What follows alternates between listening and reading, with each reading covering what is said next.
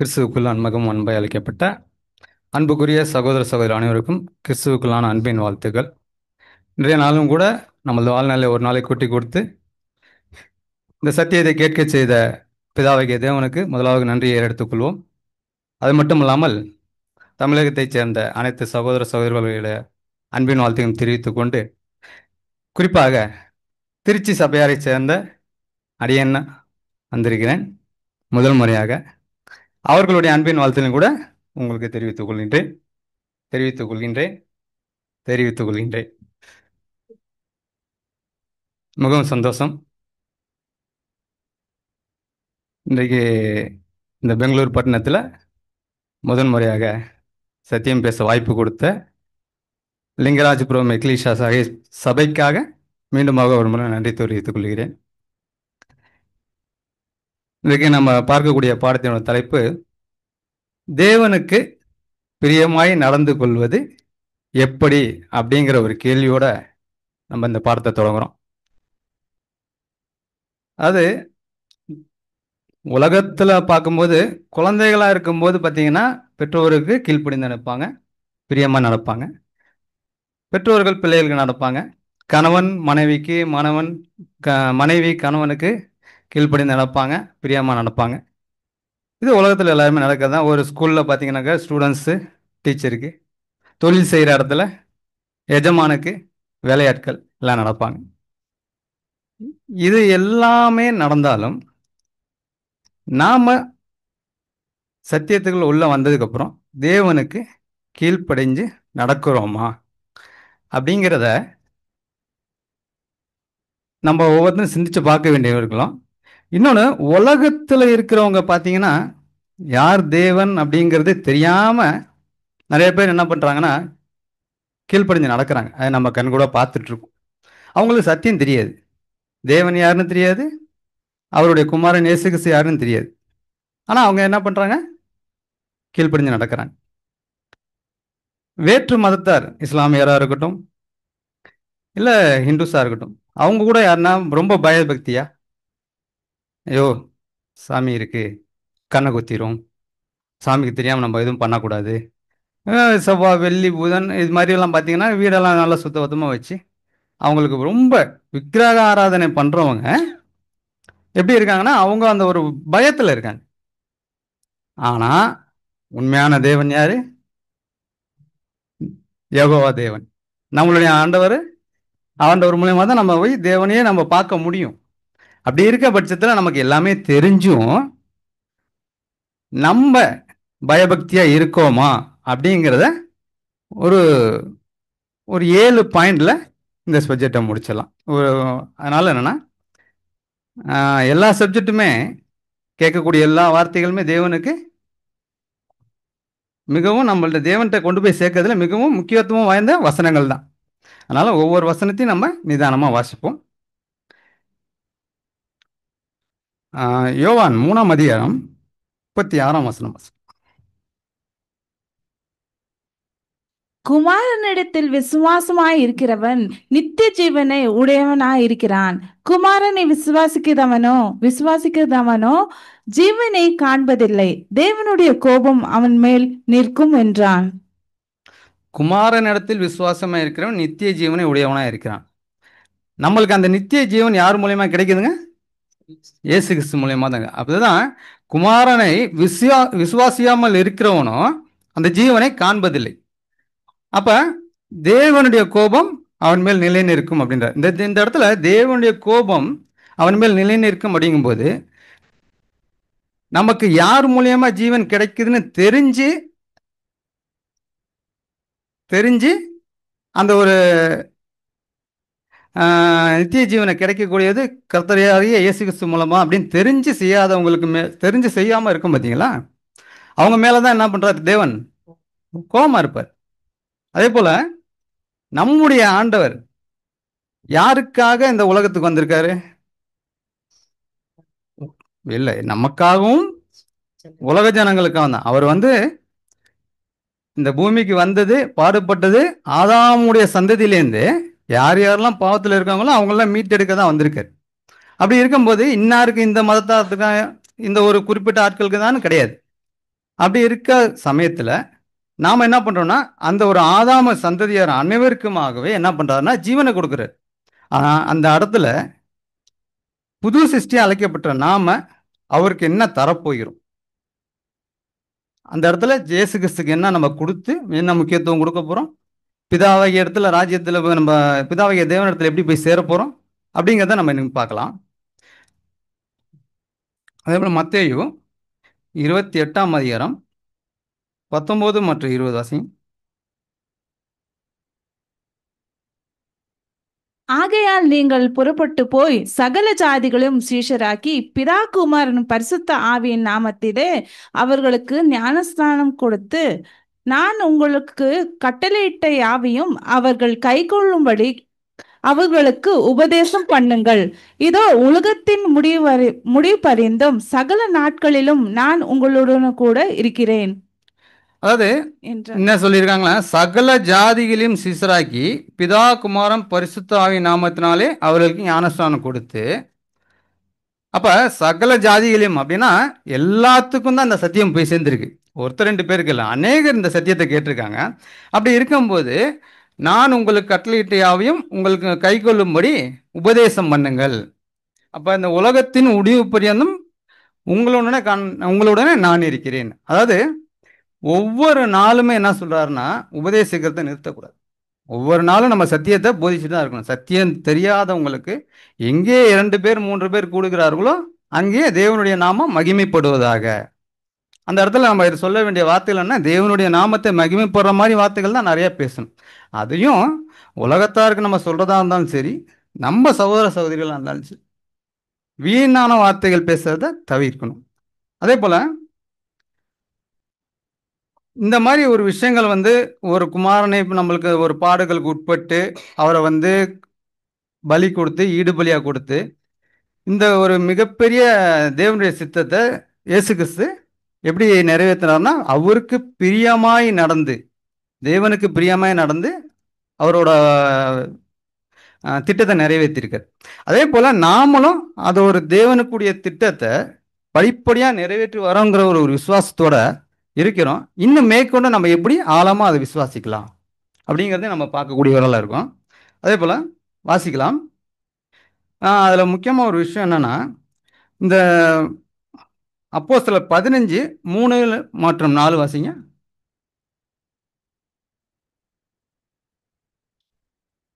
அந்தபடி அவர்கள் சபையாரால் வழி வழிவிட்டு வழிவிட்டு அனுப்பப்பட்டு வழிவிட்டு அனுப்பப்பட்டு எனக்கே சமாரிய நாடுகளின் வழியாய் போய் புறஜாதியார் மனம் திரும்பின செய்தியை அறிவித்து சகோதரர் எல்லாருக்கும் மிகுந்த சந்தோஷத்தை உண்டாக்கினார்கள். 4ஆம் வசனம் அவர்கள் எருசலேமுக்கு சபையாரால் அப்போஸ்தலனுடைய மூப்பராலும் ஏற்றுக்கொள்ளப்பட்ட போது தேவன் தங்களை செய்தியை எல்லாம் அறிவித்தார்கள். அதாவது இந்த சத்தியம் எப்படி போயிருக்குன்னா, ஒவ்வொரு நாடுகளுக்கும் என்ன பண்ணுங்க, புறஜாதியாருக்கு தான் அதிகமாக இந்த சத்தியம் போய் சேர்ந்துருக்கு. அதை இந்த இடத்துல மிகுந்த சந்தோஷத்தோட அவருக்கு சத்தியத்தை போதிச்சிருக்கிறாங்க. அப்போ இந்த மாதிரி சத்தியம் புறஜாதிக்கு போகும்போது முதல்ல பார்த்தீங்கன்னா புறஜாதி மனிதர் அப்படின்னு பார்க்கும்போது கொர்னேலியு அப்படிங்கிறவர் தான் முத அந்த சத்தியத்தை கேட்டு உள்ள வந்திருக்காரு. அப்போஸ்தலர் 10:1-4 4 வசனம் வரை. இத்தாலியா பட்டணம் எனப்பட்ட பட்டணத்திலே 100க்கு அதிபதியாகிய கொர்னேலியோ என்னும் பெயர் கொண்ட ஒரு மனுஷன் செசரியா பட்டணத்திலே இருந்தான். அவன் தேவ பக்தி உள்ளவனும். எப்படி இருந்திருக்காரு பாருங்க. அவர் என்ன பண்ணிருக்காரு, தேவ பக்தி உள்ளவனா இருந்திருக்காரு. அப்ப நமக்கு அந்த தேவ பக்தி நமக்கும் முக்கியம். வாசிக்கலாம். தன் வீட்டார் அனைவரோடும் தேவனுக்கு பயந்து ஜனங்களுக்கு மிகுந்த தர்மங்களை செய்து தர்மம் செஞ்சு எப்பொழுதும் தேவனை நோக்கி ஜெபம் பண்ணி கொண்டிருந்தான். எப்பொழுது என்ன பண்ணியிருக்காருங்க, தேவனை நோக்கி ஜெபம், அதாவது தேவனை நோக்கி ஜெபம் பண்ணாரு. அதாவது என்னன்னா பேசிட்டு இருந்திருக்காரு தேவனோடு. இப்ப நாமளும் என்ன பண்ணணும், தேவனை நோக்கி ஜெபம் பண்ணணும். அதாவது தேவன்கிட்ட தொடர்ச்சி இருந்துகிட்டே இருக்கணும், பேசிக்கிட்டு இருக்கணும். நம்மளுடைய அப்பாட்ட தொடர்ச்சியா பேசுறதுல நமக்கு எந்தவித தயக்கமும் இல்லாமல் பேசணும். அப்போஸ்தலர் பகலில்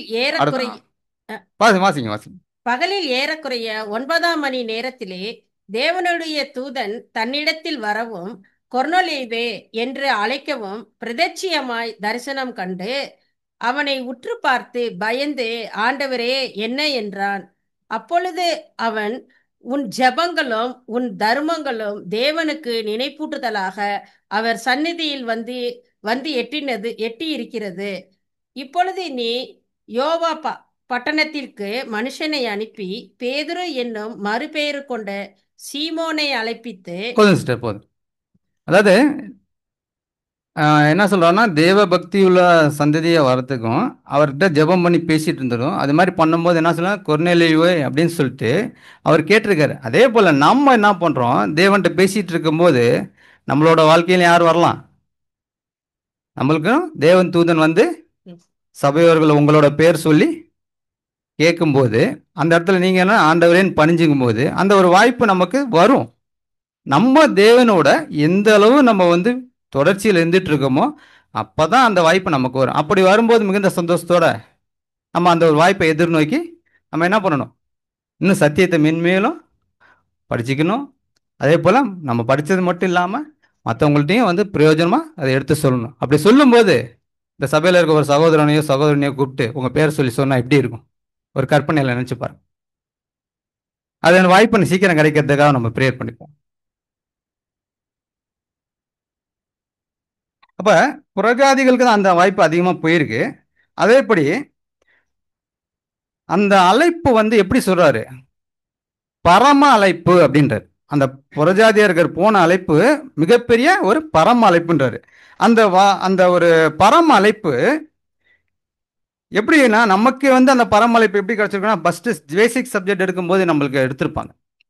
அப்போ அந்த அழைப்பை கேட்டுட்டு நம்ம என்ன பண்ணுவோம், மிகுந்த ஒரு ஒரு அனலில் என்ன பண்ணுவோம்னா பேப்டிசம்லாம் எடுத்துருவோம்.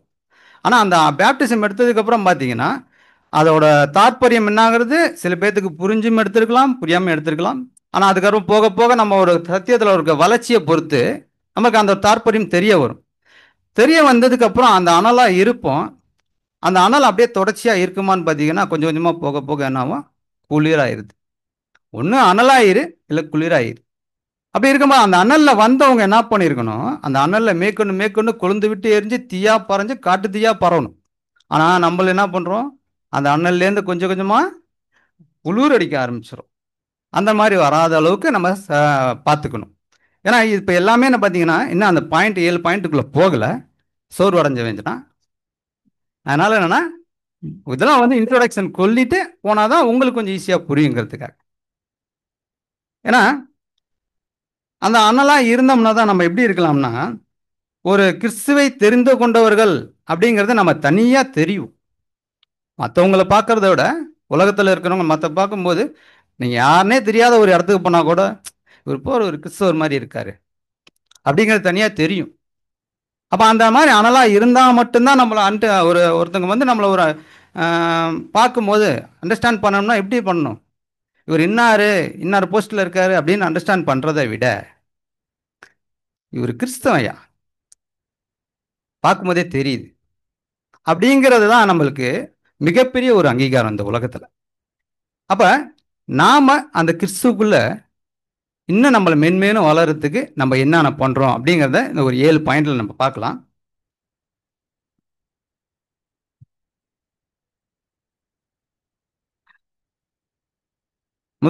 முதல் பாயிண்ட், தேவனுடைய ராஜ்யத்தையும் நீதியையும் தேடுகிறோமா? முதல் பாயிண்ட் மத்தேயு 6ஆம் அதிகாரம் 33 வாசிங்க.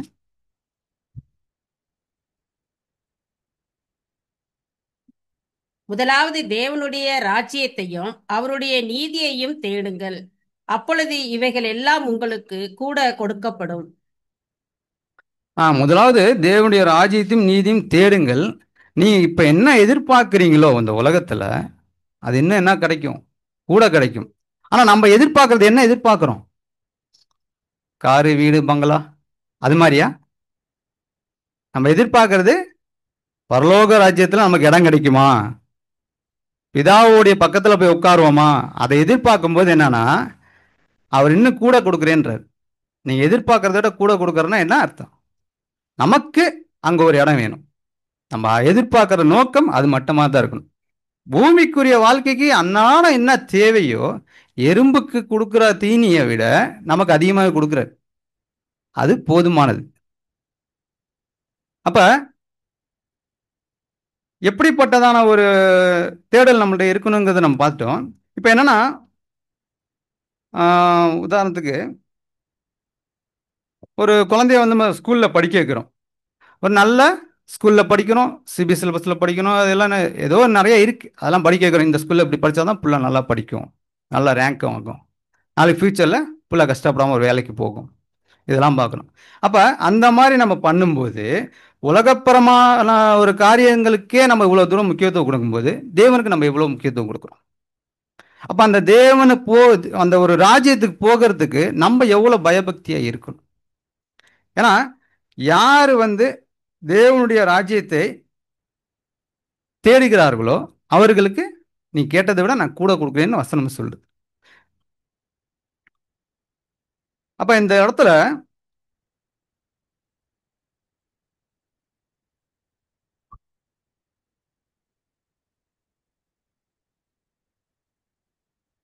நம்ம எப்படி நடக்கணும்னா, தேவனுடைய ராஜ்யத்தில் நம்ம வந்து ஒரு போகணும் அப்படின்னா இந்த உலகத்தில் வாழும்போதே அந்த ஒரு பொய் இருக்கக்கூடாது, அடுத்தவங்களை ஏமாற்றுறது கூடாது.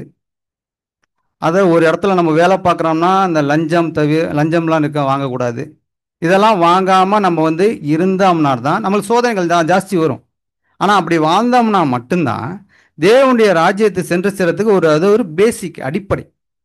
இதெல்லாம் வந்து நம்ம எப்படி பயன்படுத்திக்கணும்னா, தேவனுடைய ராஜ்யத்தை சென்று சேரத்துக்கு நம்ம என்ன கஷ்டப்பட்டாலும் பரவாயில்ல அப்படிங்கிற ஒரு நோக்கத்துல தான் நம்ம இதெல்லாம் வந்து இதெல்லாம் வந்து உலகத்துல நம்மளுக்கு கொடுக்கக்கூடிய சோதனைகள்.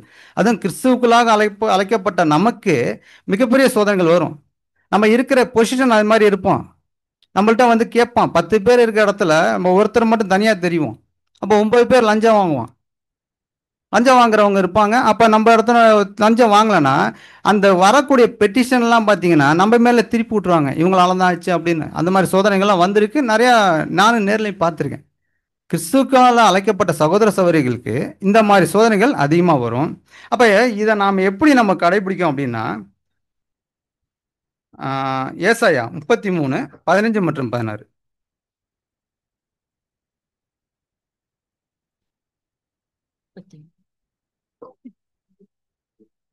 செம்மையானவைகளை பேசி இடுக்கண் செய்வதால் வரும் ஆதாயத்தை வெறுத்து. ஏசாயா 33, 15.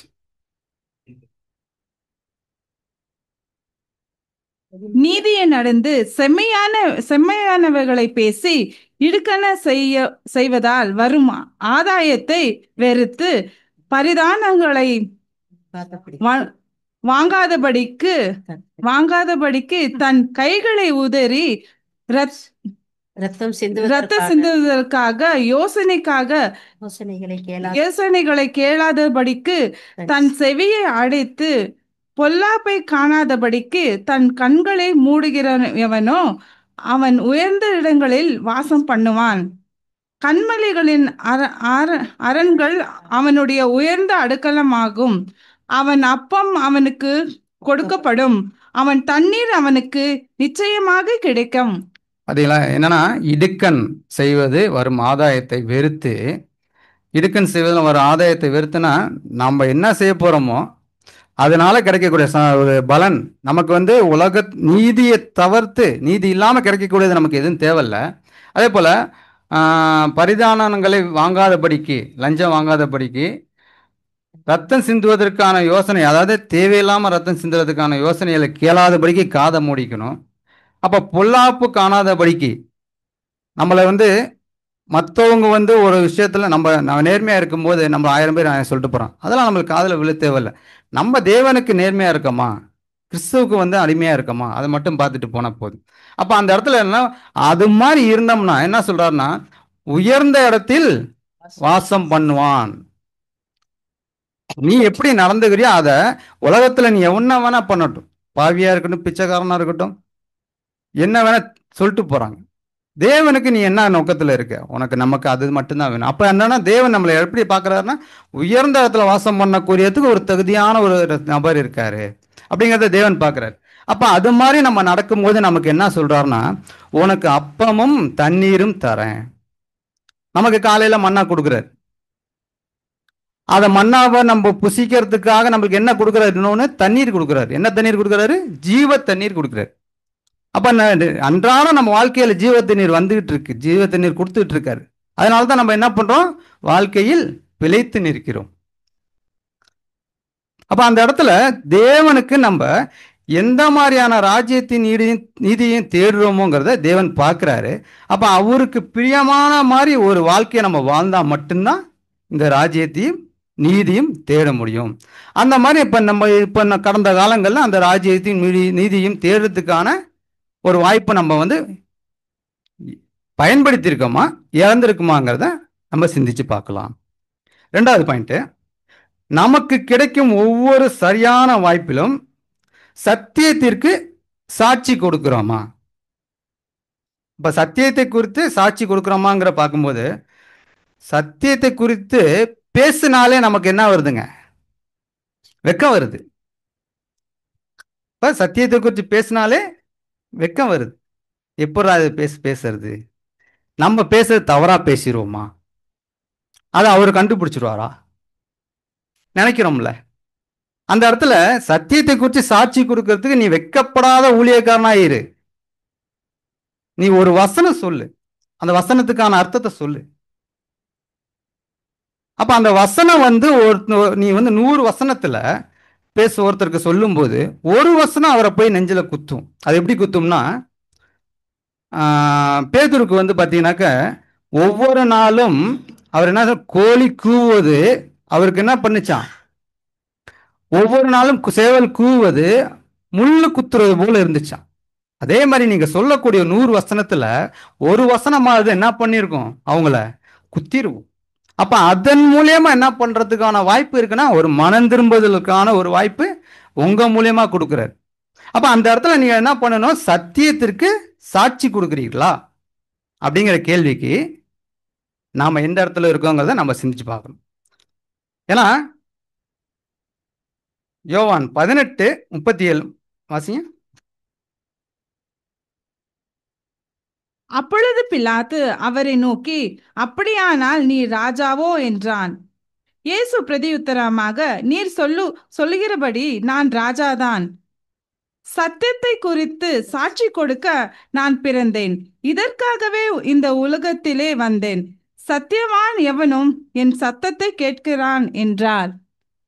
பாத்தீங்களா? இயேசு கிறிஸ்து சொல்லியிருக்காரு, எவ்வளவோ அடி அடிச்சப்ப கூட வாய் திறக்கல, எவ்வளவோ அவமானப்படுத்தவங்க கூட வாய் திறக்கல, எவ்வளவோ எச்சியல் உமிழ்நீர் துப்புனப்ப கூட வாய் திறக்கல, தலையில கொட்டினப்ப வாய் திறக்கல.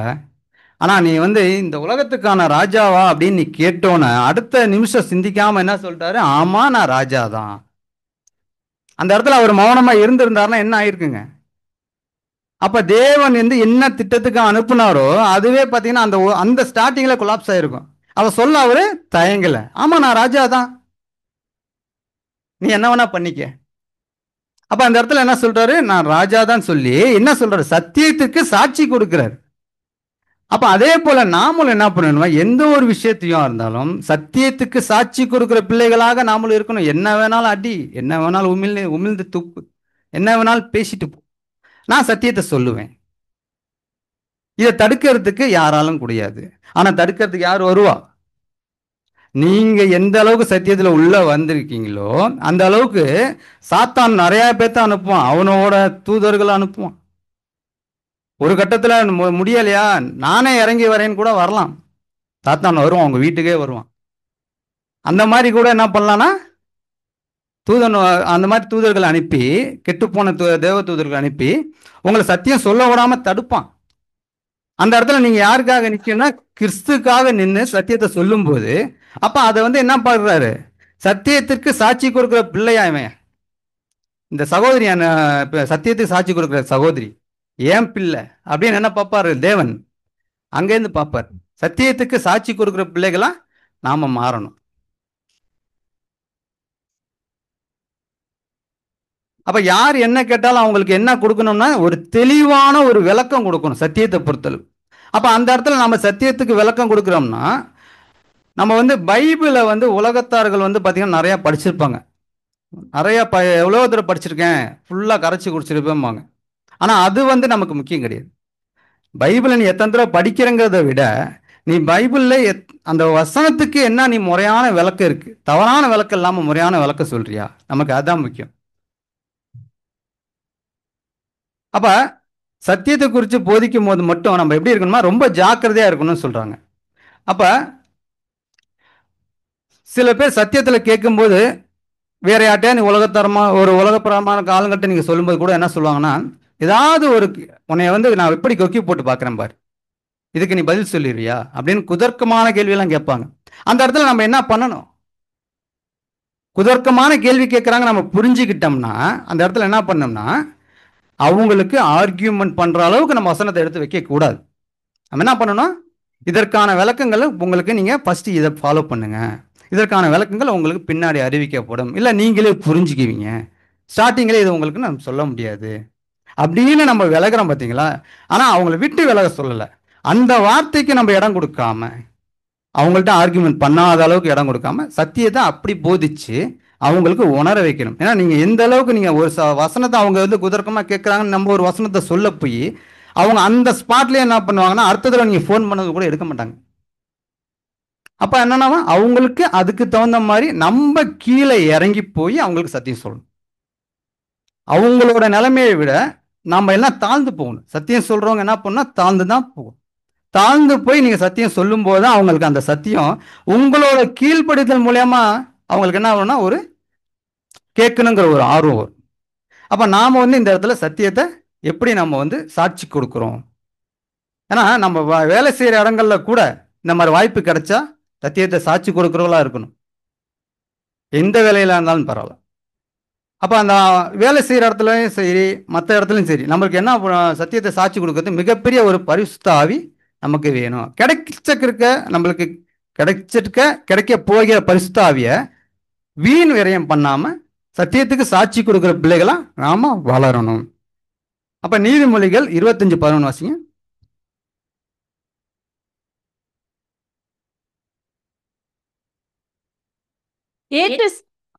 ஏற்ற சமயத்தில் சொன்ன வார்த்தை வெள்ளித்தட்டில் வைக்கப்பட்ட பொற்பலங்களுக்கு சமானம். அப்ப என்னன்னா இந்த என்ன சொல்லியிருக்காங்க பாத்தீங்கன்னா, ஏற்ற சமயத்தில் சொன்ன வார்த்தை வெள்ளித்தட்டில் வைக்கப்பட்ட பொற்பலங்களுக்கு சமானம். வெள்ளித்தட்டில் வைக்கப்பட்ட பொற்பலங்களுக்கு சமானம் சொல்ல. அப்ப வெள்ளித்தட்டுல நம்ம எப்படி இருக்கணும்னா தங்கத்தை வைக்கணும். வெள்ளித்தட்டுல நம்ம எப்படி இருக்கணும்? தங்கத்தை வைக்கணும், சத்தியத்தை வச்சு தாங்கணும். அதான் இங்க சொல்றாரு. அப்ப இந்த மாதிரி நடக்கும்போது ஒரு சத்தியத்தை வந்து சாட்சி கொடுக்கும்போது ஏதாவது ஒரு தவறுகள் நடந்தா கூட முதல்ல நம்ம என்ன பண்ணீங்கன்னா ப்ரேயர் பண்ணிட்டு ஆரம்பிக்கும் போது எந்த ஒரு தவறு நடக்காது. ஒருவேளை தவறுகள் நடந்தா கூட அடுத்த தடவை நம்ம என்ன பண்ணோம்னா அவங்கள்ட்ட போய் சத்தியம் சொல்லும்போது அன்னைக்கு தவறா போச்சு அப்படின்னு நம்ம வெட்கப்படாத ஊழியக்காரனாக இருந்து மீண்டும் அவங்கள என்ன பண்ணிருக்கணும், சந்திச்சு அதை சொல்லணும். நம்ம அந்த கத்துக்கிட்டா கூட போன டைம் வந்து தவறுதலா சொல்லிட்டோம், இந்த தடவை சரியா சொல்லணும் அப்படிங்கிறது ஒரு விஷயத்துல வெட்கப்படாத ஊழியக்காரனாக இருந்து சத்தியத்துக்கு சாட்சி கொடுக்குற பிள்ளைகளா நாம வாழணும். மூணாவது பாயிண்ட், நம்மை தேவனுக்கு முன்பாக உத்தமனாக நிறுத்தும்படி வேதத்தை வாசிக்கிறோமா? நம்மை தேவனுக்கு முன்பாக உத்தமனாக நிறுத்தும்படி வேதத்தை வாசிக்கிறோமா? அப்ப வேதத்துல இருக்க ஆகமங்களை வந்து மனப்படமா சொல்றது முக்கியம் இல்ல, ஆனா அதன்படி நம்ம முறையா கத்துக்கிட்டு அதன்படி தெரிஞ்சு வாசிக்கிறோமா? அப்ப அது மாதிரி பண்ணாதான் நம்ம மற்றவங்களுக்கே நம்ம எடுத்து சொல்ல முடியும். ஏன்னா ஒரு வசனம் பார்க்கும்போது ஒரு விஷயங்கள் ஓமையில இருக்கு, தீர்க்க தரிசனமா இருக்கு. இது நம்மளுக்கு எல்லாம் பேசிக்கலே கேட்டிருப்போம். ஆனா உலகத்துல இருக்க பேர் சபையில் இருக்கவங்களாம் பார்த்தீங்கன்னா அவங்க என்ன பண்ணுவாங்கன்னா ஓமைகளுக்கான அர்த்தங்கள் தெரியாது, தீர்க்க தரிசனத்துக்கான அர்த்தங்கள் புரியாது. இருந்து என்ன பண்ணுவாங்கன்னா அங்க உள்ளவங்கள ஒரு கட்டுக்கோப்பா வச்சிருப்பாங்க.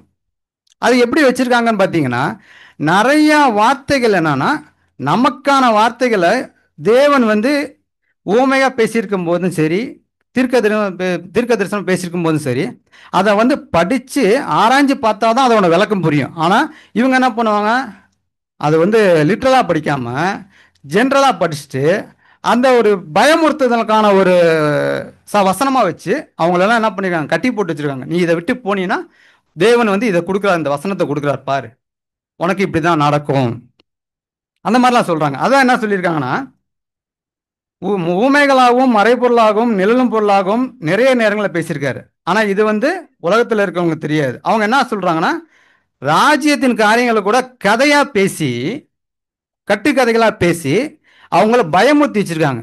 நரகம் இப்படி இருக்கும், ஆத்மானம் இப்படி இருக்கும், நீ வந்து எண்ணெய் சட்டியில போட்டு பொறிக்கப்பட்டுருவ, இதை விட்டு போயினா இந்த தாய் சபை தான் உனக்கு, நீ இதை விட்டு போயிடக்கூடாது, இதை விட்டு நீ போனீன்னா நீ வந்து நரகத்துக்கு தான் போவ.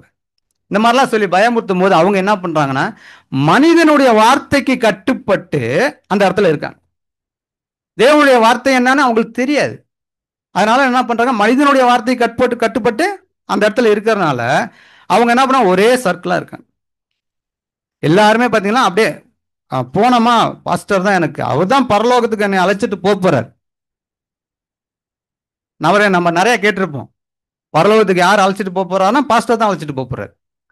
அது மாதிரிலாம் சம்பவங்கள் நடந்திருக்கு. நான் பரலோகத்துக்கு போனேன், நான் இவரை போய் பார்த்தேன், அவர் அங்கே இயேசு கிறிஸ்து இருந்தாரு, நான் சைக்கிள்லேயே போனேன், கேள்விப்பட்டிருக்கோமா இல்லையா? டிவியில் பார்க்கும்போது நான் பார்த்துருக்கேன், ஆசீர்வாதம் டிவின்னு பார்த்துருக்கேன், முன்னாடி பார்த்துருக்கேன், இப்போ பார்க்கறது இல்லை, முன்னாடி பார்த்துருக்கேன். அப்போ பார்த்தீங்கன்னா அதில் நிறையா பேசுவார். நானும் அவரும் பக்கத்தில் சோபாவில் உட்காந்துருந்தோம். நான் அதெல்லாம் கேள்விப்பட்டிருக்கேன், பார்த்துருக்கேன். ஆனால் ஆசீர்வாதம் டிவி நடக்கும்போது நான் ஒரு வீட்டில் பார்த்தேன், டிவி ஓடிட்டு இருக்கு, இந்த அம்மா முழங்கால் மண்டிட்டு மட்டும் கேட்டுட்டு இருக்கு. அவர் சொல்றத முழங்கால் மண்டிட்டு இங்கே கேட்குறாங்க. அப்போ அவங்களோட வைராக்கியம் எப்படி இருக்கு பாருங்க. அவர் சொல்றதே ஒரு ஃப்ராடு, ஆனால் அவரோட வார்த்தையை இங்கே முழங்கால் மண்டிட்டு ஒரு அம்மா கேட்குது. இதை நான் கண்கூட நான் பார்த்துருக்கேன். அப்போ நமக்கு வந்து இந்த சத்தியம்னா என்னன்னு தெரியாது. நான் வந்து ஆக்சுவலாக நம்ம பேக்ரவுண்ட் ஹிந்து, அப்படி இருக்க காலத்துகளில் கூட நான் இந்த மாதிரி நான் பார்த்துட்டு அவங்களோட ஒரு கலாச்சாரம் அவங்க இருக்காங்க, அவங்க வந்து சாமியை அப்படி கும்பிட்றாங்க, நம்ம சாமி இப்படி கும்பிட்றோம். ஆனால் நம்மலாம் சாமியை பார்த்தீங்கன்னா என்ன பண்ணுவோம், கெடா வெட்டி பெருசாக கொண்டாடணும், அந்த மாதிரி வாழ்க்கையில் நம்ம வாழ்ந்தவங்க. அதனால என்னன்னா நமக்கு அது பெருசாக இருந்துச்சு, அவங்களுக்கு இது பெருசு நினச்சி நம்ம நினச்சிட்டு இருப்போம். அவங்கள பார்க்கும்போது நான் கையை கட்டிலாம் நின்றுருக்கேன், ஏன்னா மண்டிலாம் போட்டிருக்காங்க அப்படின்னு. அந்த மாதிரி வாழ்க்கையெல்லாம் நம்ம பார்த்துருக்கோம். அதே போல் மற்ற இனத்தாருங்க கூட அந்த பயபக்தியாக இருக்கிறத நம்ம பார்த்துருக்கோம். அதே போல் எதுக்கு சொல்ல வரோன்னா, இந்த இடத்துல நாம் எப்படி நடந்துக்கிறோம் அப்படிங்கிறத இதையும் நம்ம சிந்திச்சு பார்க்கக்கூடியவளாக இருக்கும். நம்ம தேவனுக்கு முன்பாக உத்தமமாக இருக்கமா, வேதத்தை உத்தமனாக இருந்து வேதத்தை வாசிக்கிறோமா அப்படிங்கிறத நிதானிக்க வேண்டியவளாக இருக்கும். அப்போ வசனத்தை நிதானித்து படிக்கணும். அவ்வாறு படிக்கும் போது தான் என்னன்னா நமக்கு அந்த பரிசுத்தாவி இன்னும் நிறைய கிடைக்கும். இப்போ 2 தீமோத்தேயு 2ஆம் அதிகாரம் 15 வாசிங்க.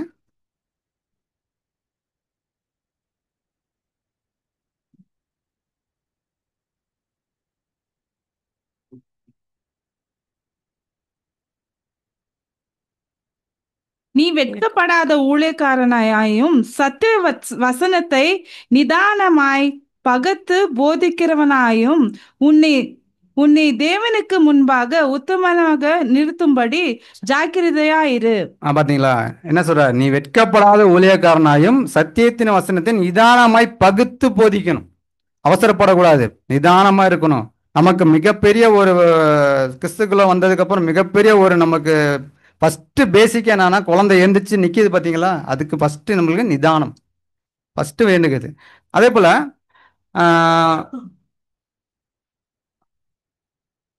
ஒரு மத்தேயு 13:23 வாசிங்க.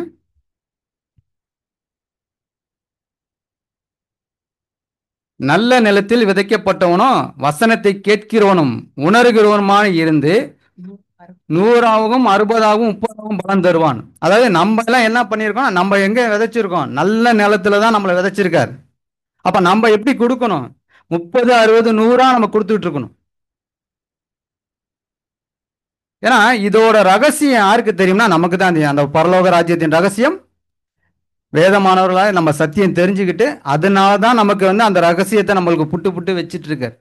உலகத்துல இருக்கிறவங்களுக்கோ பேசுறவங்களுக்கோ இது என்ன தெரியாது. அதனாலதான் என்ன சொல்றாரு, நல்ல நிலத்துல விதைக்கப்பட்ட விதை யாருன்னா நம்மளா புது சிருஷ்டி அழைக்கப்பட்ட நாம தான். ரோமர் 12:2 வாசிங்க. நீங்கள் இந்த பிரபஞ்சத்துக்கு ஒத்த வேஷம் தெரியாமல் தேவனுடைய நன்மையும் பிரியமையும் பரிபூர்ணமான சித்தம் என்னதென்று பகுத்தறியத்தக்கதாக உங்கள் மனம் புதிதாகிறதுனாலே மறுரூபமாகுங்கள். நம்மளை எப்படி சொல்றாரு பாருங்க. நீங்க இப்படியே இருக்காதீங்கப்பா, நீங்க என்ன ஆகணும்? மறுரூபம் ஆகணும். இயேசு கிறிஸ்து ஆனாரா? மறுரூபமானாரா? அப்படி மறுரூபம் ஆகும்போது அவரை பார்க்கணுமே, அவரோட வெளிச்சம் எப்படி இருந்திருக்கும். அப்ப இந்த உலகத்துல நாம மறுரூபம் ஆகணுமா? ஆகிறது இல்லையா? ஆகணும். ஏன்னா உன்னுடைய பெயர் புஸ்தக சூரிலே எழுதி இருக்கிறது அப்படின்னு சொன்னார் பார்த்தீங்களா? நம்ம பேர் எப்போ எழுதுறது? நம்ம பேரை எழுதினாதான் என்ன பண்ணுவோம்? நம்ம மறுரூபமானதை நமக்கு பின்னாடி வர அரசாட்சியில் 1000 அரசாட்சியில் வர சகோதர சகோதரிகள் என்ன பண்ணுவாங்க? இந்த இடத்துல இந்த பிரதர் வந்திருக்காரு அன்னைக்கு அப்படின்னு படிப்பாங்க. எதில் படிப்பாங்க? இந்த புஸ்தக சூரியல நம்மளோட பேர் எப்போ வரும்? நாம மறுரூபம் ஆனா மட்டும்தான் இந்த புஸ்தக சூரியல நம்மளோட பேர் வரும். இன்னைக்கு இதோட முடிஞ்சு நம்மளோட காலத்தில். நமக்கு அப்புறம் இதோட பைபிள், இன்னொரு பைபிள் வருமா? வரும். யாரோட பேர் இருக்கும் அதில்? சகோதர சகோதரிகளோட பேர் அதில் வரணும். வரும்போது அது இன்னும் ஆட் பண்ணுவாங்க. இதோட தொடர்ச்சி இதோட முடிஞ்சிடாது. அப்போ அந்த இடத்துல புஸ்தக சூரியலில் நம்மளோட பேர் வரத்துக்கான ஒரு வழியை நம்மளுக்கு தேவன் கொடுத்துருக்காரு. அதை நியாயமாகவும் கரெக்டாகவும் ஃபாலோ பண்ணால் மட்டும்தான் உங்களோட பேர் இந்த புத்தகத்தில் வரும். அப்போ அதை கரெக்டாக நம்ம உணர்ந்து நம்ம நடக்கிறவங்களா இருக்கணும். அதான் என்னன்னா, உத்தமனாக வேதத்தை வாசிக்கிறவர்கள் எப்படி இருக்கணும்? உத்தமனாக இருக்கணும். நாம் அப்படி இருக்கோமாங்கிறத கொஞ்சம் சிந்திச்சு பார்ப்போம். அடுத்த 4வது பாயிண்ட், தேவ ஊழியத்தை அவருடைய வசனத்தின்படியும் அவருடைய உபதேசத்தின்படியும் செய்கிறோமா? தேவனுடைய ஊழியத்தை அவருடைய வசனத்தின்படியும் அவருடைய உபதேசத்தின்படியும் செய்கிறோமா? ஏன்னா பெயர் கிறிஸ்தவங்களை பார்க்கும்போது அந்த பரலோகத்தை பார்த்தேன், இதெல்லாம் முன்னாடியே பார்த்துட்டோம். அப்போ நாம் எப்படி நடக்க போகிறோம், எப்படி நடந்திருக்கோம்? ஏன்னா ஒரு வசனம் வாசிக்கலாம். யாக்கோபு 3ஆம் அதிகாரம் 1 மற்றும் 2 வாசி. யாக்கோபு 3. என் சகோதரரே, அதிக ஆக்கினை அடைவோம் என்று அறிந்து உங்களில் அநேகர் போதகராகாதிருப்பீர்களாக. 2. நாம் எல்லோரும் அநேக விஷயங்களில் தவறுகிறோம். ஒருவன் சொல் தவறாதவனானால் அவன் பூரண புருஷனும் தன் சரீரம் முழுவதையும் கடிவாளத்தினால் அடக்கிக் கொள்ளக்கூடியவனுமாய் இருக்கிறான். நம்ம சத்தியம் சொல்றோம், நம்ம சத்தியம் சொல்லணும், அவசியம் நம்ம சத்தியம் சொல்லி தான் ஆகணும். ஆனால் என்ன சொல்றாருன்னா, அவர் என்ன சொல்றாரு? ஆக்கினைக்கு உள்ளாகிற மாதிரி என்ன சொல்றாருங்க? போதகராக இருக்காதீர்கள்னு சொல்றாரு. அதிக ஆக்கினைக்கு அடையும் மாதிரி அதிக ஆக்கினை அடைவோம் என்று அறிந்து உங்களில் அநேகர் போதகராகாதிருப்பீர்கள். போதகர் ஆகாதீங்கன்னு சொல்றாரு.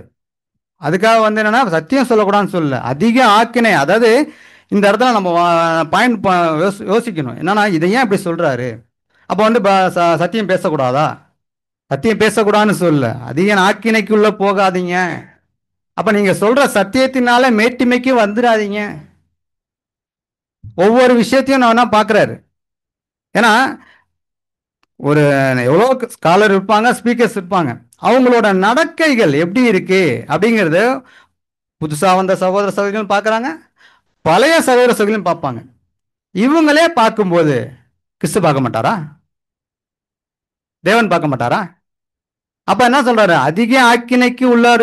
எவ்வளவு வேணா சத்தியம் சொல்லு, எவ்வளவு சப்ஜெக்ட் சொல்லு, மற்றவங்களுக்கு போய் நீ மேட பேசு. ஆனா நீ அந்த இடத்துல மேட்டிமைகளுக்கு போனீன்னா நீ போக மாட்ட. நீ எவ்வளவு பெரிய போதரா வேணா இரு, நான் உன்னை ஒரு துரும்பா கூட நான் எடுக்க மாட்டேன். ஆனா உன் சத்தியத்தை கேட்டு ஒண்ணுமே சப்ஜெக்டே பேசலனாலும் கிரிகையில நீ எப்படி நடக்கிறேன்னு பார்த்து உன்னை என்ன பண்ணுவாரு? எலிசாவை தூக்குன மாதிரி, எலியாவை தூக்குன மாதிரி உங்களை தூக்கிவார். அதான் சொல்றாரு, நீ போதகராக இருக்கணுங்கிறது முக்கியம் இல்லை, சத்தியத்தின்படி எப்படி நீ அதை புரிஞ்சு நடந்து நீ உன்னோட ஆஹ், நீ எப்படி இந்த உலகத்துல வாழ்ற அப்படிங்கிறதா முக்கியமா பார்க்கிறார். அப்ப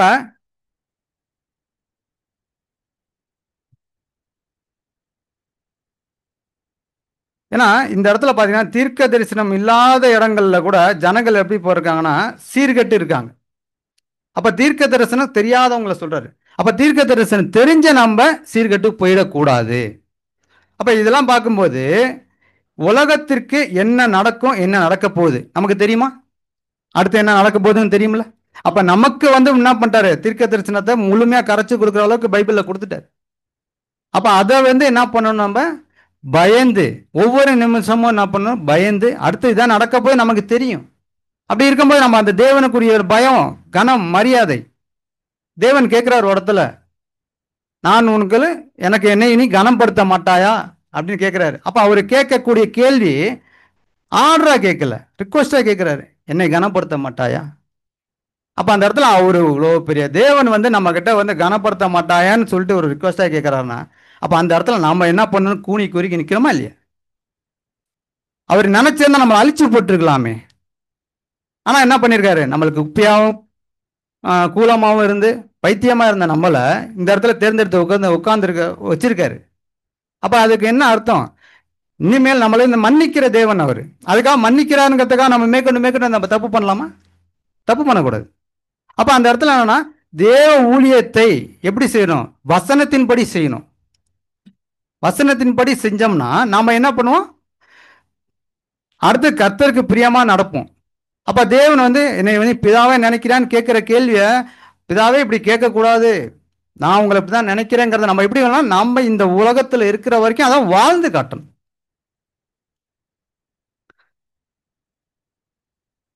அப்ப யாக்கோபு இல்ல 1 பேதுரு 4ஆம் அதிகாரம் 11ஆம் வசனம் வாசிங்க. 1 பேதுரு 4:11. ஒருவன் போதித்தால் தேவனுடைய வாக்கியங்களின்படி போதிக்க கடவன். ஒருவன் உதவி செய்தால் தேவன் தந்தருளும் பெலத்தின்படி செய்ய கடவன். எல்லாவற்றிலேயும் இயேசு கிறிஸ்துவின் மூலமாய் தேவன் மகிமைப்படும்படியே செய்வீர்களாக. அவருக்கே மகிமையும் வல்லமையும் சதா காலங்களிலும் உண்டாயிருப்பதாக. ஆமென். அப்ப தேவனுடைய வாக்கிலின்படி போதிக்கணும், தேவனுடைய வாக்கியத்தை விட்டு போதிக்க கூடாது. அதே போல அந்த ஒரு தேவன் கொடுத்த பலத்தின்படி செய்யணும். எல்லாவற்றிலையும் என்னன்னா இயேசு கிறிஸ்து மூலமா தான் நம்ம வந்து என்ன பண்ண போறோம், பரலோகத்தை அடைய போறோம். அதுக்காக இயேசு கிறிஸ்துவை வந்து தள்ளி வச்சிடக்கூடாது. நிறைய பேருக்கு என்னன்னா தேவன் மட்டும்தான் அப்படின்னு நினைக்கிறேன். இன்னமும் இஸ்ரேல் ஜனங்கள் என்ன நினைக்கிறாங்க, தேவன் மட்டும்தான் நினைக்கிறாங்க. அதனால தான் இஸ்ரேல் இந்த அளவுக்கு இருக்கிறதுக்கு காரணம்.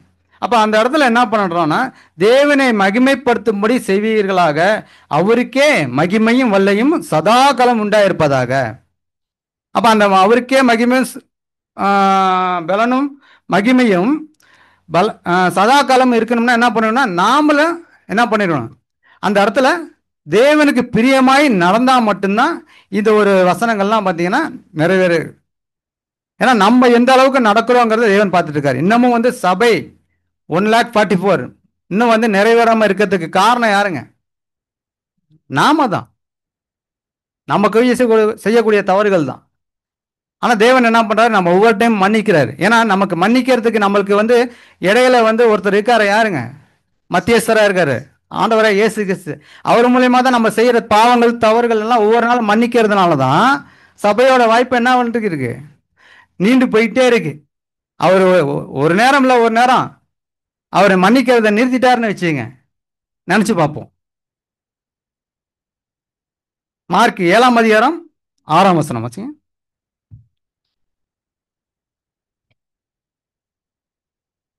அவர்களுக்கு அவர் பிரதியுத்தரமாக, இந்த ஜனங்கள் தங்கள் உதடுகளினாலே என்னை கனம் பண்ணுகிறார்.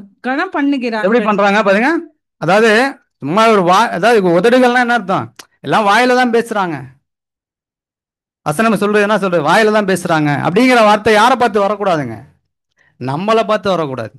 இவர் பேசுறதெல்லாம் வந்து ஒன்று புல்பிட்ல ஏறி பேசுறாரு, ஒரு வாயில தான் பேசுவாரு. அவர் எக்லிஷா விட்டு போயிட்டாருன்னா அவர் வேற மாதிரி, நீங்க அதெல்லாம் பார்த்துருக்கீங்களா அப்படிங்கிற அளவுக்கு நாமளும் நடக்கக்கூடாது, மற்றவங்களும் பேசவும் கூடாது.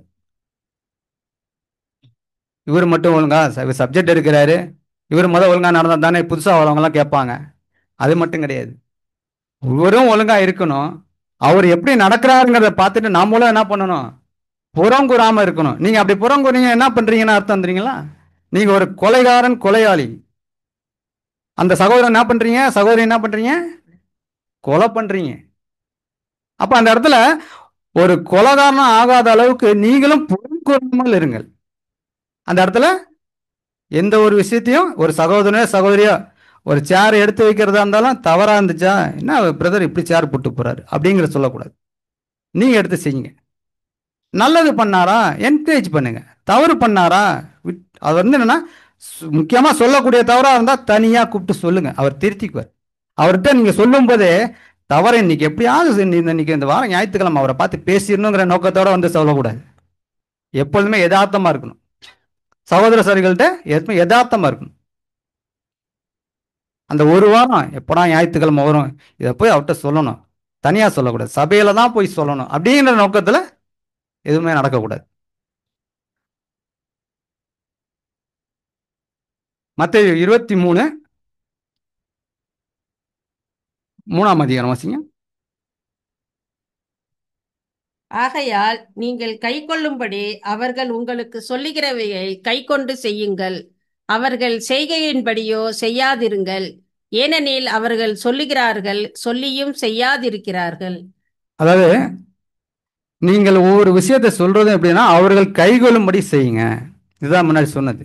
அவங்க எப்படி சொன்னா ஏத்துக்குவாங்களோ அதன்படி செய்யுங்க. அப்பதான் நம்ம எதுல வரோம்னா ஊழியத்தை செய்யறது வசனத்தின்படி செய்யறோமா அப்படிங்கறத இந்த இடத்துல என்ன சொல்ற பாயிண்ட் அவுட் பண்றாரு. நீங்க செய்யக்கூடிய விஷயங்கள்ல அவர்களுக்கு கைகொள்ளும்படி செய்யுங்க. அவர்கள் செய்கையின்படியோ செய்யாதீர்கள். அவங்க அப்படி செஞ்சாங்களா அவங்களுக்கு நான் இதே மாதிரி செஞ்சாதான் அவங்களுக்கு புரியும் அப்படின்னு செய்யக்கூடாது. அவங்க ஒண்ணு பண்ணிட்டாங்கப்பா, இது மாதிரி என்னை வந்து பேசிட்டாங்க, இன்னார் மூலியமா என்னை பேசிட்டாங்களா, நான் அவர் மூலியமாவே நான் அவங்களுக்கு பதில் சொல்றேன் பாரு, அப்படி பண்ணக்கூடாது. அவங்களுக்கு எப்படி புரியுமோ அதன் மாதிரி செய்யணும். சபையில வந்து முரண்பாடுகள் வந்தாலும் அதை எதிர்த்து பேசக்கூடாது. அதை என்ன பண்ணணும்?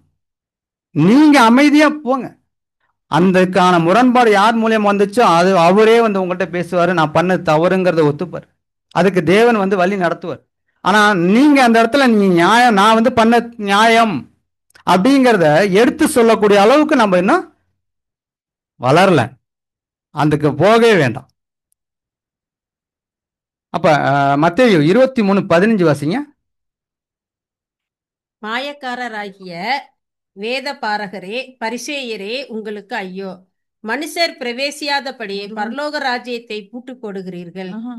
நீங்கள் அதிலே இல்ல இல்ல 23:15 15 ஆகிய வேத பாரகரே, பரிசேயரே, உங்களுக்கு ஐயோ! ஒருவனை உங்கள் மார்க்கத்தானாக்கும்படிக்கு சமுத்திரத்தையும் பூமியையும் சுத்தி திரிகிறீர்கள். அவன் உங்கள் மார்க்கத்தானான போது அவனை உங்களிலும் ரெட்டிப்பாய் நரகத்தின் மகனாக்குகிறீர்கள். பாத்தீங்களா, நம்மள்ட்ட தான் சொல்றாரு இதை. எப்படின்னா ஒருத்தனை நம்ம சபைக்கு கூட்டிட்டு வர்றதுக்காக பல கிளாஸ் நடந்து நிறைய பணம் செலவு பண்ணி ஒரு ஆத்மா உள்ள வர்றதுக்காக 1 வருஷம் கஷ்டப்படுறோம். ஆனா கஷ்டப்பட்டு அவர் உள்ள வந்ததுக்கு அப்புறம் என்ன பண்றோம்னா அது வரைக்கும் அவர் பிரதர் வாங்க பிரதர் வாங்க பிரதர்னு சொல்லி சபைக்கு கூட்டு வரோம், ஃபாலோ கிளாஸ் கேட்க வைக்கிறோம்.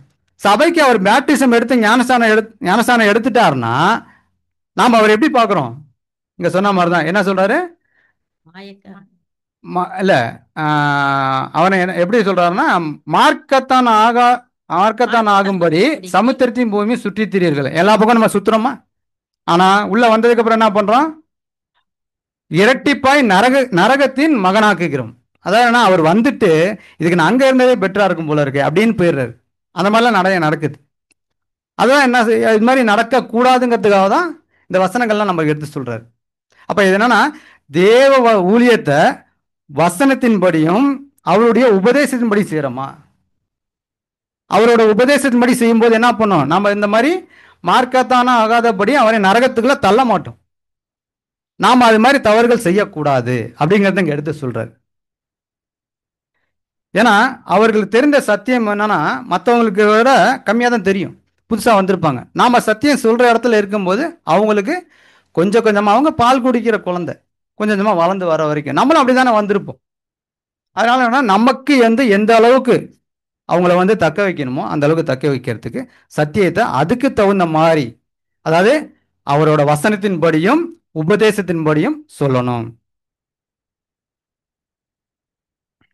சங்கீதம் 119:18 வாசிங்க.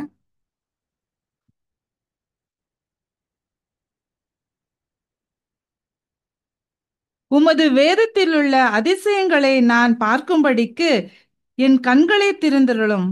பாத்தீங்களா? அதாவது நாம உன்னுடைய வேதத்தில் உள்ள அதிசயங்களை நான் பார்க்கும்படிக்கு என் கண்களை திறந்தரலும். நமக்கு வந்து அந்த கண்களை திறந்துட்டாரு. வரக்கூடியவங்களுக்கு அப்பதான் திறக்க போறார். நம்ம மூலியமா தான் அவர் திறப்பாரு. நாம அதை சொல்லிக்கூட ஒரு விஷயத்துல தான் இருக்கு. அப்ப அந்த இடத்துல நாம எந்த அளவுக்கு சத்தியத்தை வந்து அவருடைய வசனத்தின்படி சொல்றோமோ, அவருடைய உபதேசத்தின்படி சொல்றோமோ, அப்பதான் அவங்களுக்கு அந்த கண்கள் என்ன பண்ணும், திறக்கப்படும். அப்ப ஏன்னா நாம ஒன்று தவறா சொல்லி ஒருவேளை பரலோகத்துக்கு போறோம்னு வச்சுங்களேன், நாம இங்க தவறா சொல்லிட்டோம். அவருடைய கிரியை மூலமா அவர் பரலோகம் போயிட்டாருன்னு வச்சுக்கோங்க. ஏன்னா கீழே வந்து அந்த பிரதர் இப்படி சொன்னாரு நம்ம கிட்ட, நமக்கு முன்னாடி அவர் போயிடுவாரு. ஆனா என்ன சொல்ல, அங்க சொன்னாரு இப்படி சொன்னாரு. ஆனா என்னன்னா வசனத்தின்படி அவர் போயிருக்க, அவரோட கிரிகைகள் மூலமா போயிருக்கலாம். கீழே அந்த பிரதர் அப்படி சொன்னாரு அப்படின்னு அவர் அங்க போய் யோசிக்கிற அளவுக்கு நம்ம சத்தியம் சொல்லிடக்கூடாது. ஏன்னா ஒருவேளை சத்தியம் வந்து அது மாதிரி ஒருவேளை ராஜ்யத்தில் இருக்கிறவங்க கூட நாம வந்து தவறா சொல்லிட்டோம்னா அப்ப என்ன நினைப்பாங்க, இவரும் வந்து என்னடா ராஜ்யத்துல நம்ம போதிக்கும் போது அங்க யார் இருப்பா, உலக ஜனங்களுக்கு யார் போதிப்பா. அப்ப அந்த இடத்துல முன்னாடி நம்ம இந்த உலகத்துல சொன்னதுக்கும் அந்த உலகத்துல சொன்னதுக்கும் வித்தியாசம் இருந்துச்சுன்னா அவங்க கேள்வி கேட்பாங்களா, கேட்க மாட்டாங்களா? கேட்பாங்க. அப்ப அந்த விஷயத்தை போய் நம்ம என்னன்னா பகுத்து புரிஞ்சு உபதேசிக்கணும், வசனத்தின்படி உபதேசிக்கணும். சத்தியத்தை வந்து எல்லாருக்கும் எப்படியும் நம்ம சொன்னா போதும் அப்படிங்கிற மாதிரி சொல்லாம சத்தியத்தை அவரோட வசனத்தின்படியும் உபதேசிக்கணும். அந்த வசனத்தை நம்ம புரிஞ்சுக்கிட்டு அதற்கு எடுத்து சொல்லணும். அதுதான் சொல்லிட்டு இருக்காரு. 5வது பாயிண்ட் என்னன்னா, சகோதரர்களுக்கு ஊழியம் செய்வதில் நம்முடைய அன்பு எவ்வாறு இருக்கிறது. சகோதர சகோதரிகளுக்கு ஊழியம் செய்வதில் நம்முடைய அன்பு எவ்வாறு இருக்கிறது. இது 5வது பாயிண்ட். சத்தியம்லாம் தெரியுது, நல்லா தான் படிச்சிருக்கோம், ஊழியத்திற்கு நம்மளுக்கு தேவன் அழைச்சிருக்காரு, அதெல்லாம் செஞ்சுட்டு தான் இருக்கோம். சகோதர சகோதரிகளுக்கு நாம பக்கத்தில் இருக்கிற சகோதர சகோதரிகளுக்கு நாம இவளோட அன்பு எப்படி இருக்கு. ஆனா ஒரு சகோதரிக்கோ முன்னாடி சொன்னதுதான், சகோதர சகோதரிகளுக்கு அன்பை காட்டணும். ஏன்னா நமக்குன்னு பார்த்தீங்கன்னா ஒரு சட்டம் இருக்குங்க. என்ன சட்டம்னா புது சிருஷ்டியின் சட்டம்னு ஒன்று இருக்கு. அந்த சட்டத்துல நமக்கு மிகப்பெரிய ஒரு பிரமாணம் என்ன பிரமாணம்னா அன்பின் பிரமாணம். நமக்கு வந்து தேவன் கொடுத்ததுல அவர் எவ்வளோ பிரமாணம் கொடுத்துருக்காரு. பழைய ஏற்பாட்டு காலத்துல நிறைய கொடுத்துருக்காரு. நமக்கு வந்து இயேசு கிறிஸ்து வந்ததுக்கு அப்புறம் அன்பின் பிரமாணம் தான் நமக்கு. ஆவின் கனிகள் 9ல் முதல்ல நம்ம கத்துக்க வேண்டியது என்னன்னா 9ல் ஒன்னே ஒன்று அன்பு. அதை கத்துக்கிட்டீங்கன்னா போதும், மீதி 8 கூட உங்களுக்கு மைண்ட்ல வேண்டாம். அன்புங்கிறது ஒன்று இருந்தா போதும். ஆவின் கனிகள் 9, அன்புங்கிறது ஒன்று மைண்ட்ல இருந்தா போதும். மீதி 8 எப்படி இருக்குங்க, அது உள்ளே இருந்துரும், தானா வந்துடும். அதுதானாங்கிறத நமக்கே அப்புறம் தான் என்ன புரிய வரும். அப்ப அந்த சகோதர சகோதரிகள்கிட்ட அந்த அன்பு, அந்த புது சிருஷ்டிக்கான ஒரு சட்டம்.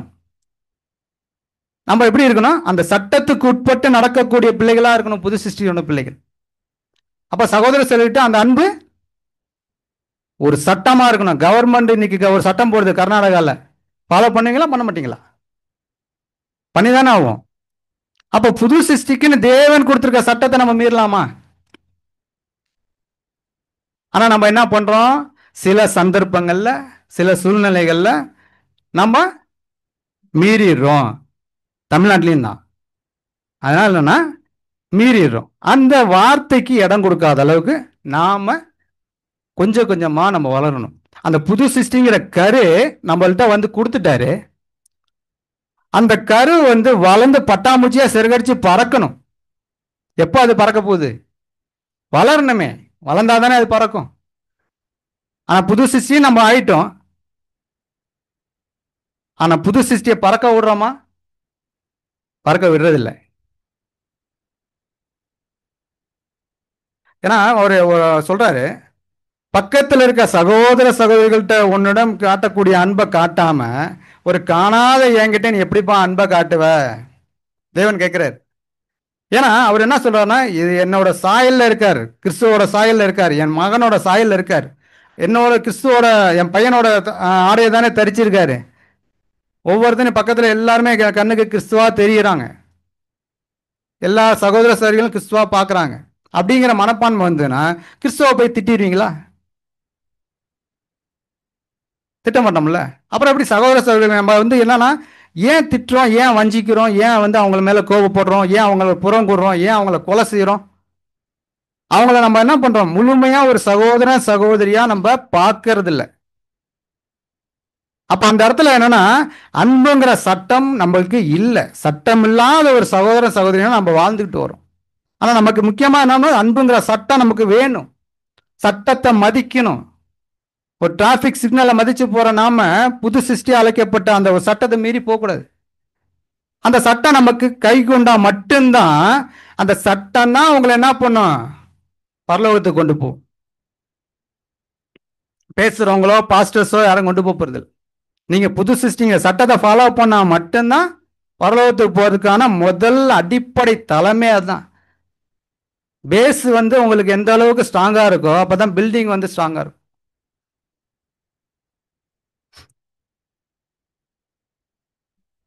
சகோதர சகோதரி எப்படி இருக்கணும், உண்மையான அன்பு காட்டணும். முன்னாடி படிச்சோம் பார்த்தீங்களா, மாயக்காரர் ஆகிய அன்பு, அந்த மாதிரி இருக்கக்கூடாது. சகோதர சகோதரி உண்மையான அன்பு காட்டணும். காட்டுறதுக்கு நமக்கு வெக்கப்படக்கூடாது, வேதனைப்படக்கூடாது. அவங்கள்ட்ட நீங்க ஆனா முடிஞ்சதுல தாழ்மையா போங்க. அவங்க நம்ம சகோதர சகோதரி திட்டினா திட்டு போறாங்க, கோச்சிக்கிட்டா கோச்சிட்டு போறாங்க.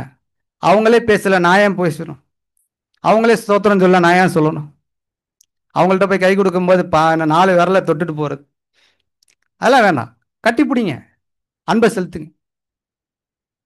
சகோதர சகோதரிகள்ட்ட அன்பு இருந்தா மட்டும்தான் நீங்க அந்த ஒரு இப்ப முடிஞ்சு போன அடுத்த வருஷம் வரக்கூடிய நினைவு கூறுதலையாவது உங்களோட கிரியைகள் அதிகப்படியா வளர்றதுக்கான ஒரு வேரா இருக்கும். அந்த ஜீவ தண்ணீரை ஊத்தும் போதுதான் உங்களுக்கு அந்த வேர் வளர்ச்சி அடைஞ்சு வரும். ஜீவ தண்ணீர் உங்களுக்கு கொடுக்குறாரு. ஆனா நீங்க அந்த வெயின் வேறையும் பண்ணிடாதீங்க. சகோதர சகோதரிட்ட அன்பானுங்க. ஒவ்வொரு விஷயத்திலும் சரி, எந்த விஷயமா இருந்தாலும் ஒரு டீ போட்டிருக்காங்களா, டீ நல்லா இருந்தா குடிங்க, நல்லா இல்லைனாலும் குடிங்க. என்ன டீ எப்படி இருக்குன்னு சொல்லிட்டு வச்சுட்டு போகாதீங்க. அது ஒரு அன்பு.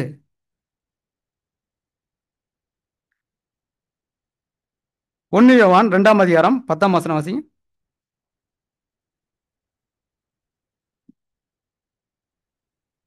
தன் சகோதரனிடத்தில் அன்பு கூறுகிறவன் ஒளியிலே நிலை கொண்டிருக்கிறான், அவனிடத்தில் இடரல் ஒன்றுமில்லை. அதாவது ஒரு சகோதரன் என்ன பண்றான்னா, ஒளியிலே இருக்கிறான் என்று சொல்லியும் தன் சகோதரனை பகைக்கிறவன் இதுவரைக்கும் இருளே இருக்கிறான். 1 யோவான் 2ஆம் அதிகாரம் 9ஆம் வசனம் என்ன சொல்லுதுனால், ஒளியிலே இருக்கிறவன் என்று சொல்லியும் தன் சகோதரனை பகைக்கிறவன் இதுவரைக்கும் இருளிலே இருக்கிறான். நாம ஒளிக்கு வந்துட்டோமா, இருளில் இருக்கமா? ஒளிக்கு வந்தாச்சு. அப்ப என்னன்னா, சகோதர சகோதரிட்ட ஒளிக்கு வந்தாச்சுங்கும் போது நம்ம சகோதர சகோதரிகள் பகைக்கிறோமா? பகைக்கிறோமா? நான் பகைக்கிறேன், சந்தோஷம். நீங்க யாரும் பகைக்கலங்கிறதுல இருளில இருக்காதீங்க, இனிமேலும் இருளில் இருக்காதீங்க. மெழுகுவர்த்தி கொஞ்ச நாள் தான் எரிஞ்சிட்டு இருக்கும், கொஞ்ச நேரம் தான் எரியும். அந்த இருளில் மறுபடியும் போயிடாதீங்க. உங்களுக்கான தேவன் கொடுத்திருக்கிற வாய்ப்பை நழுவ விட்டுறாதீங்க.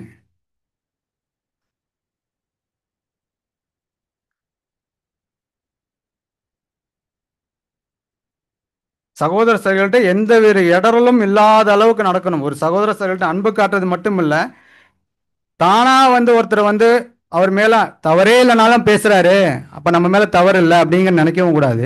அதே போல ஒரு சகோதரனுக்கு இடரல் கொடுக்குற மாதிரி நம்ம நடக்கக்கூடாது. எந்த ஒரு விஷயத்திலையும் சரி, ஒரு இடத்துல உட்காரது கூட ஒரு டிசிப்ளின் வேணும். ஒரு இடத்துல உட்காரும் போது நம்ம இப்படி வரிசையா உட்காந்துருப்போம். சப்ஜெக்ட் கேட்டு இருக்க ஒரு சகோதர சகோதரர் காலை கூட சில பேர் என்ன பண்ணுவாங்க, டக்குன்னு நீட்டிடுவாங்க. அது தெரியாம நீட்டுறாங்களோ தெரிஞ்சு நீட்டுறாங்களோ, ஆனா அது தெரியணும். ஒரு டைம் வந்துட்டா பரவாயில்ல, அடுத்தடுத்து அதே மாதிரி தவறு நடக்கக்கூடாது. கால் நீட்டும் போது கூட பின்னாடி உட்காந்துருக்கவங்க முன்னாடி இருக்கவங்க இடிச்சா என்ன பண்ணுவாங்க, அவங்களோட கவனம் என்னாவும் செதறும். சத்தியத்துக்கு இடவெல்லாம் இருக்கக்கூடாது. இது ஒரு சின்ன ஒரு விஷயம், எக்ஸாம்பிளுக்காக சொல்றேன். இது வந்து இதுக்கு அப்புறம் மேலே இருக்கதான் நம்ம வந்து யோசிச்சு பார்த்துக்கலாம். ஒரு சின்ன விஷயம் எக்ஸாம்பிளுக்காக சொன்னது, வேற ஒன்றும் இல்லை. ஏன்னா ஒரு விஷயம் பார்க்கும்போது எக்ஸாம்பிளுக்கு பார்த்துங்களேன். ஒரு யூதாஸ் இருக்காரு. யூதாஸ் வந்து இப்படி இயேசு கிறிஸ்துவ காட்டி கொடுத்தாரு. எதனால காட்டி கொடுத்தாரு? ஒரு 30 வெள்ளி காசுக்காக கொடுத்தாரு. ஆனால் அவரோட அன்னைக்கு உள்ள நிலைமை, அவர் ஒரு பொருளாளர், அப்படிதான் இருந்தார். ஒரு ஃபைனான்ஸில் இருந்தார். அவர்கிட்ட காசு நிறையா புழங்கிட்டு தான் இருக்கும். இருந்த ஒரு கேவலம் அற்பமான ஒரு 30 வெள்ளி காசுக்காக என்ன பண்ணிட்டாருங்கன்னா, அந்த ஒரு காசுக்கு ஆசைப்பட்டார். நம்ம இயேசு கிறிஸ்துவனா அவரும் மறைஞ்சு போயிடுவார் அப்படிங்கிற ஒரு நிலைமையில அவர் என்ன பண்ணிட்டார், வாங்கியிருக்கலாம். ஆனால் அவரோட நிலைமை அதுக்கப்புறம் எவ்வளோ மோசமாக போச்சு பார்த்தீங்களா? தேவன் எப்படிப்பட்ட அழைப்பை கொடுத்தாரு, எவ்வளோ மோசமாக போச்சு. அதே போல தான் நமக்கு இப்படிப்பட்ட அழைப்பை கொடுத்துட்டாரு. நாம யூதாஸ் காரியத் மாதிரி இடறி போயிடக்கூடாது. அந்த ஒரு விஷயத்துல நம்ம மிகப்பெரிய ஒரு ஜாக்கிரதையா இருக்க வேண்டிய பிள்ளைகளா இருக்கும். சகோதர சகோதரிகளே, ரோமர் 8ஆம் அதிகாரம் 35 முதல் 39 வாசிங்க.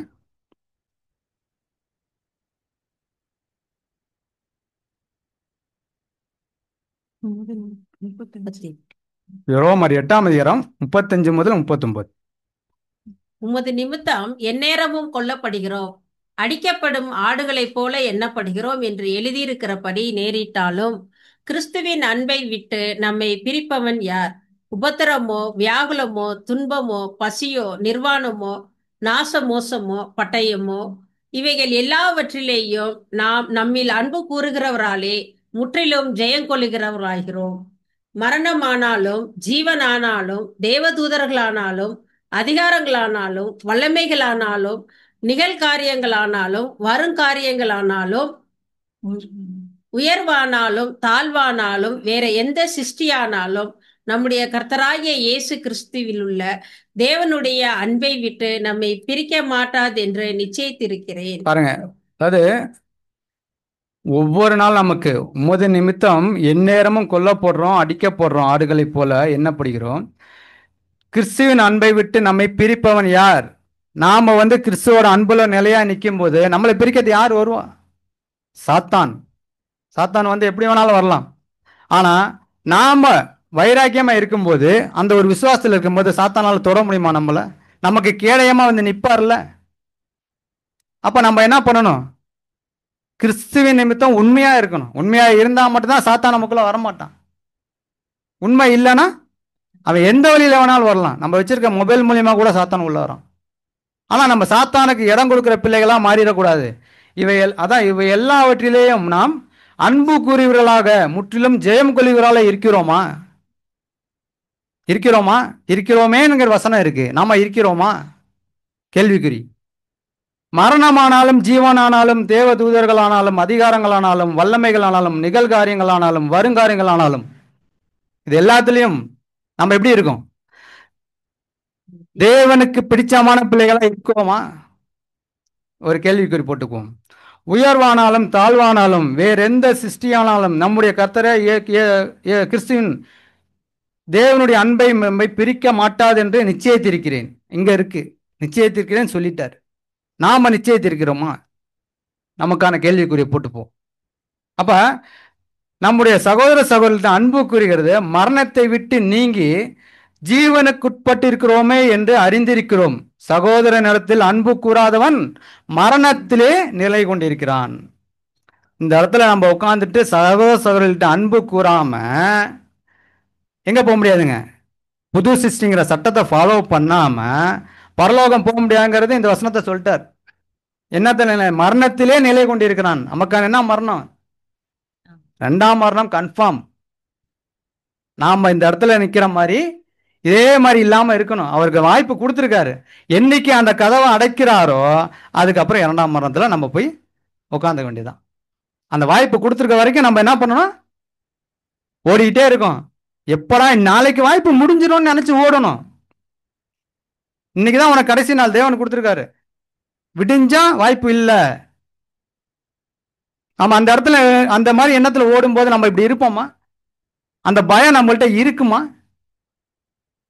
பயம் இருக்கணும். நாளைக்கு வாய்ப்பு முடிஞ்சிருமே, கடைசி கால பாதகங்கள்னு சொல்லிட்டு ரொம்ப நாளா சொல்லிட்டு இருக்காங்க. நானும் உள்ள சத்தியத்தில் வந்ததுலேருந்து இதே தான் கேட்டுட்டு இருக்கேன். நமக்கு அப்புறம் வரக்கூடியவங்களும் இதே தான் சொல்லுவா கூடாங்களான்னு தெரியாது. ஆனா நம்மளோட நோக்கம் எப்படி இருக்கணும்?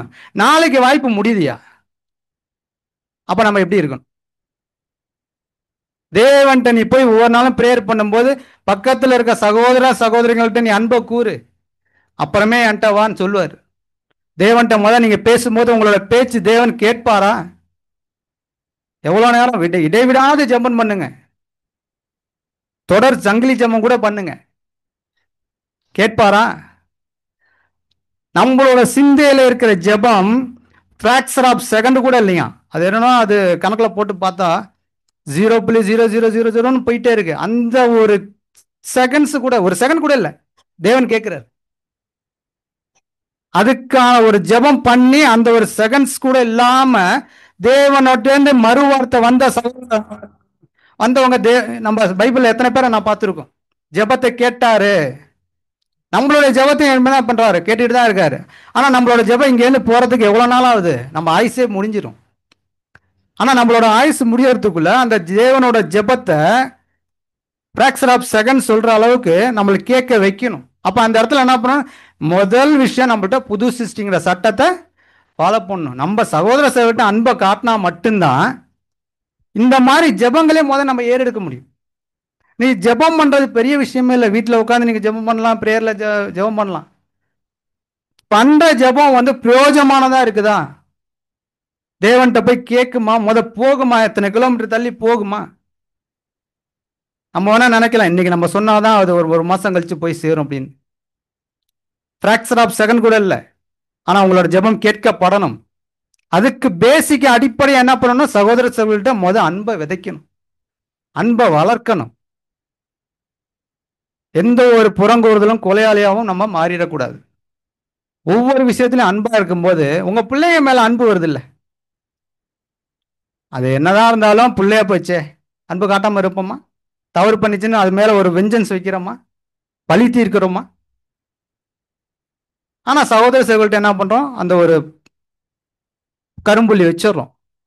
அவங்கள்ட்ட திரும்பி நீ அது மாதிரி காட்டலனாலும் அந்த கரும்புள்ளி வச்சது தானே, அதை நம்ம ஃபாலோ பண்றோம். ஆனா தேவனுக்கு பிடித்த மாதிரி ஒரு பிள்ளையா மாதிரி ஃபாலோ பண்ணணும். சாத்தானுக்கு பிடிச்ச மாதிரி நீங்க போயிடக்கூடாது. அதை தான் இங்க சொல்றாரு. அடுத்த பாயிண்ட், 6வது பாயிண்ட், நாம் பிதாவுடன் இணைந்து ஊழியம் செய்கிறோமா? நாம் பிதாவுடன் இணைந்து ஊழியம் செய்கிறோமா? நம்ம ஊழியம் செய்யறதை பத்திலாம் பார்த்தோம். இப்ப பிதாவோட இணைந்து ஊழியம் செய்கிறோமா? இப்ப நாம எப்படி வந்தோங்க? நம்ம தானா வந்துட்டோமா? நம்ம தானா வரல. நமக்கு என்ன ஒரு அடிப்படையான ஒரு பேசிக் கேட்டு நம்ம சத்தியத்தை புரிஞ்சு வந்தோம். இதுக்கெல்லாம் காரணம் யாருன்னு நினைக்கிறீங்க? இந்த இடத்துல உங்களை உட்கார வச்சதுக்கு காரணம் யாரு? நான் இந்த இடத்துல நிக்கிறதுக்கு காரணம் யாரு? தேவன் தான் தெரிஞ்சிருக்காரு. இது இன்னைக்கு நேத்து தெரிஞ்சுக்கிட்டாரா? எப்பயோ தெரிஞ்ச அவர் அவர் அப்பயே எழுதி வச்சிட்டார். நம்ம கரு உருவாரத்துக்கு முன்னரே நம்மளுடைய பெயரை தெரிந்து கொண்டவர் அவர். அப்படி இருக்கும்போது ஒவ்வொன்றும் பிதாவுடைய சித்தத்தின்படிதான் நடக்குது. அப்ப அந்த இடத்துல நாம பிதாவை நம்மளை தெரிஞ்சுக்கிட்டாரு, நாம பிதாவை தெரிஞ்சுக்கிட்டோம். ஆனா அவரோட பிதாவோட சேர்ந்து நம்ம ஊழியம் பண்ணியிருக்கோமா? நிறைய பேர் பண்ற ஊழியங்கள்லாம் பார்த்தீங்கன்னு வச்சுங்களேன், இன்னைக்கு எவ்வளவு கும்பல் வருது பார். நான் எப்படி நடத்தியிருக்கேன் பார் கன்வென்ஷன், எவ்வளவு கன்வென்ஷன் நான் பண்ணியிருப்பேன், எனக்கு தெரியாதா? இதான் நடக்குது. யாரையும் குறை கொள்ளதான் நினைச்சுக்க வேண்டாம். இது இயல்பா நடக்கிறத சொல்றேன். தமிழகத்தில் நடக்குது. ஏன்னா ஒவ்வொரு சகோதரனோட எண்ணமும் பார்த்தீங்கன்னா, நான் எப்படி ஊழியம் பண்ணேங்கிறத காட்டுறதுக்காக நிறைய பேர் இருக்காங்க. ஆனா நீ பிதாவோட சேர்ந்து ஊழியம் பண்ணியா? அததான் அவர் கேட்கிறாரு. அப்ப பிதாவோட சேர்ந்து ஊழியம் பண்ணியிருந்தேன்னா அந்த ஒரு எண்ணங்கள் உனக்கு வந்திருக்குமா? தனிப்பட்ட ஊழியத்தை தவிர்க்கிறார் தேவன். எல்லாரும் சேர்ந்து செய்யற ஊழியம் தான் கர்த்தருக்கு மிகவும் பிடித்தமான ஒரு ஊழியம். தனிப்பட்ட ஊழியம் பண்றதா இருந்தா இயேசு கிறிஸ்து இருந்த எல்லாமே பண்ணிட்டு போயிருக்கலாமே. ஏன் 12 அப்போஸ்தலர்களை தேர்ந்தெடுத்தார்? ஒவ்வொருத்தரும் என்ன பண்றாரு? ஒவ்வொருத்தையும் மெருகேற்றி இருக்கிறார். ஒவ்வொருத்தரும் ஒவ்வொரு மாதிரி குணத்துல இருந்தவங்க. அப்ப அந்த இடத்துல என்னன்னா, எல்லாரும் சேர்ந்து பண்ணணுங்கிறது தான் தேவன் வந்து ஏற்படுத்தின ஒரு சட்டம். அதற்கு கீழ்ப்படிஞ்சு தான் இயேசு கிறிஸ்துவ வந்து செஞ்சாரு. அப்ப இயேசு கிறிஸ்துவ தரிச்சுக்கிட்ட நாம என்ன பண்ணோம்? அதே போல எந்த ஒரு விஷயத்தையும் பிதாவுடைய சித்தத்தின்படி செய்யறதுக்கு நாம என்ன பண்ணணும்? அந்த ஊழியத்தை பிதாவோட சேர்ந்து செய்யணும். பிதாவோட சேர்ந்து செய்யும் போது, இந்த புல்பிட் நான் வாங்கி கொடுத்தேன் சொல்ல முடியுமா? இந்த கட்டடம் நான் கட்டினேன் சொல்ல முடியுமா? இந்த சேர்ஸ் எல்லாம் நான் தான் அரேஞ்ச் பண்ணேன். டாய்லெட் நான் தான் கழுவுனேன். இன்னைக்கு வந்து கன்வென்ஷனுக்கு சமையலுக்கு நான் தான் ஏற்பாடு பண்ணேன். இன்னைக்கு சிக்கன் பிரியாணிக்கு நான் தான் வந்து சிக்கன் ஆர்டர் பண்ணேன் சொல்ல முடியுமா? அப்ப பிதாவோட சேர்ந்து ஊழியம் பண்றோங்கிற எண்ணம் நமக்கு எப்ப வரணும்? ஞானஸ்தானம் எடுத்ததுலேருந்து நம்ம புது சிஷ்யங்கிற ஒரு வளர்ச்சி வந்தா மட்டும்தான் இந்த ஒரு எண்ணம் வரும். பிதாவோட சேர்ந்து நம்ம சித்தம் பண்ணிட்டு இருக்கோம்ப்பா, பயந்து பண்ணணும். ஒவ்வொரு விஷயத்தையும் ஜாக்கிரதையா அடி எடுத்து வைக்கணும். ஒரு அடி எடுத்து வைக்கும் போது 100 அடி சறுக்கும். அதை வந்து என்ன பண்றோம்? தேவனுக்கு செய்ய வேண்டிய வேலையை தடுக்கிறதுக்கு சாத்தான் செய்வான், 100 அடி இறக்குவான். நீ மறுபடியும் முன்னேறி நம்ம போகணும். அப்ப பிதாவோட ஊழியம் செய்யும் போது கடினமா தான் இருக்கும். பிதாவுடைய வேலையை செய்யறோம், பிதாவுக்கு பிடிச்ச மாதிரி செய்யும்போது கடினமா தான் இருக்கும். அந்த கடினமான விஷயத்தை தான் நமக்கு இங்க என்ன கொடுக்குறாருன்னா சோதனையா கொடுக்குறாரு. ஏன் இந்த சோதனை கொடுக்குறாருன்னா, நாளைக்கு போயிட்டு நீ அவரோட ராஜ்யத்துல இருக்கும் போது, பரலோகத்துல இருக்கும் போது, இங்க நீ வந்து உங்களுக்கு என்ன பண்றாருன்னா பிராக்டிஸ் பண்றாரு. இதை விட சோதனைகள் வந்து நமக்கு அங்க காத்துட்டு இருக்கு. எப்படிப்பட்ட சோதனைகள்னா, இன்னும் வரக்கூடிய சகோதர, அதாவது 1000 வருஷாட்சியில நாம எந்த அளவுக்கு நடக்க போறோம், மற்றவங்களை எப்படி பார்க்க போறோம், அதுக்கெல்லாம் என்ன பொறுமை, நீடிய பொறுமை, இது எல்லாமே எங்கேருந்து இருக்கு? நம்ம இங்க கத்துக்கிறதுல இருக்கு. இப்ப நமக்கு கொடுத்துருக்கிறது ஒரு ட்ரையல் தான். ட்ரையல் போயிடுச்சு. பேப்டிசம் எடுத்தவே ட்ரையல் போயிடுச்சு. இப்ப நடந்துட்டு இருக்க ட்ரைனிங். அந்த ட்ரைனிங்ல நீங்க நல்லா ஃபாலோ பண்ணா மட்டும்தான் அடுத்த பொசிஷனுக்கு நம்ம போக முடியும். ஒரு ஆபீஸ்ல ட்ரைனரா இருப்பாங்க, அடுத்த மேனேஜர் போஸ்ட் போனா எப்படி போவாங்க? உங்களோட ஒழுக்கத்தை வச்சு தானே அங்க கொடுக்குறாங்க. உலகத்திலேயே அந்த மாதிரி ஃபாலோ பண்ணும்போது பரலோக வாய்ப்பை நம்மளுக்கு கொடுக்குறாரு. அந்த திறவுகளாகிய சாவியை வந்து சபைக்கு கொடுக்குறாரு. சபையின் அங்க இருக்கிற ஒரு நம்ம எந்த அளவுக்கு நம்ம மாறணும். அப்ப என்னன்னா, அந்த ட்ரைனிங்ல நாம பாஸ் ஆகுறோமா, பிதாவோட சேர்ந்து ஊழியம் பண்றோமா, அதை நமக்கு சிந்திக்க வேண்டியவர்களா இருக்கும். 2 கொரிந்தியர் 3ஆம் அதிகாரம் 5ஆம் வசனம் வாசிங்க.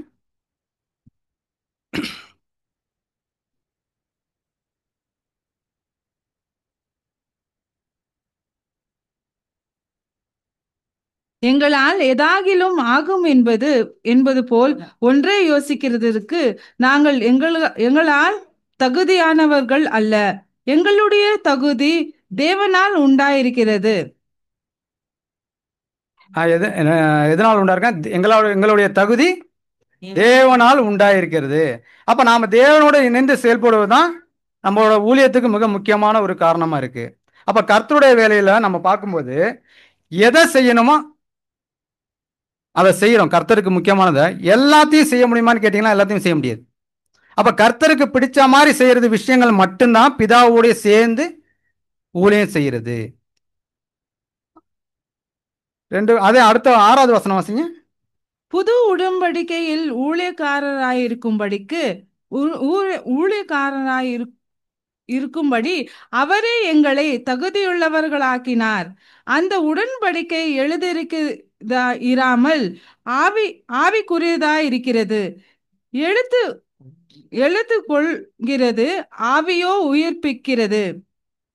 இப்ப நம்மள தேவன் அனுமதிக்காம இந்த இடத்துல நம்ம உட்கார முடியாது. தேவன் அனுமதிக்காம தேவனோட ஊழியத்தை பண்ண முடியாது. அப்ப அவரோட பர்மிஷன் நம்மளுக்கு கொடுத்துருக்காரு.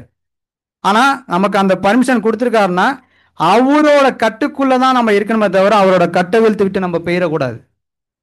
அவரோட கட்டுக்குள்ள இருந்து ஊழியம் பண்ணணும். நம்ம ஊழியம் பண்றேங்கிற பேர்ல அவரோட அதாவது தேவனை வந்து தூஷிக்கிற மாதிரி பண்ணிடக்கூடாது. மற்றவங்க யாரும் தூஷணம் பண்ணிடக்கூடாது. அப்ப அவரோட கட்டுக்குள்ளதான் இருக்கணும். அப்படி இணைந்து நம்ம தேவனோட இணைந்து ஊழியம் செய்யணும். அதே போல இது என்ன சொல்றாங்கன்னா, உடன்படிக்கை செய்யாது. அதாவது இந்த ஆவிக்குரிய நம்ம ஒரு சகோதர சகோதரிகள் எப்படி இருக்குன்னா, தேவனோட ஒப்பந்தம் பண்ணியிருக்கோம். எப்படி என்ன பண்ணியிருக்கோம், உங்களுக்கு பிடிச்ச மாதிரி வாழ்றேன்னு சொல்லி தான் ஒப்பந்தம் பண்ணி பேப்டிசம் எடுத்திருக்கோம். அப்ப அந்த இடத்துல நம்ம வந்து ஒப்பந்தத்தை மீறக்கூடாது. சாதாரண ஒரு இடத்துக்கு போற எக்ரிமெண்ட்டே நம்ம மீறது இல்லை.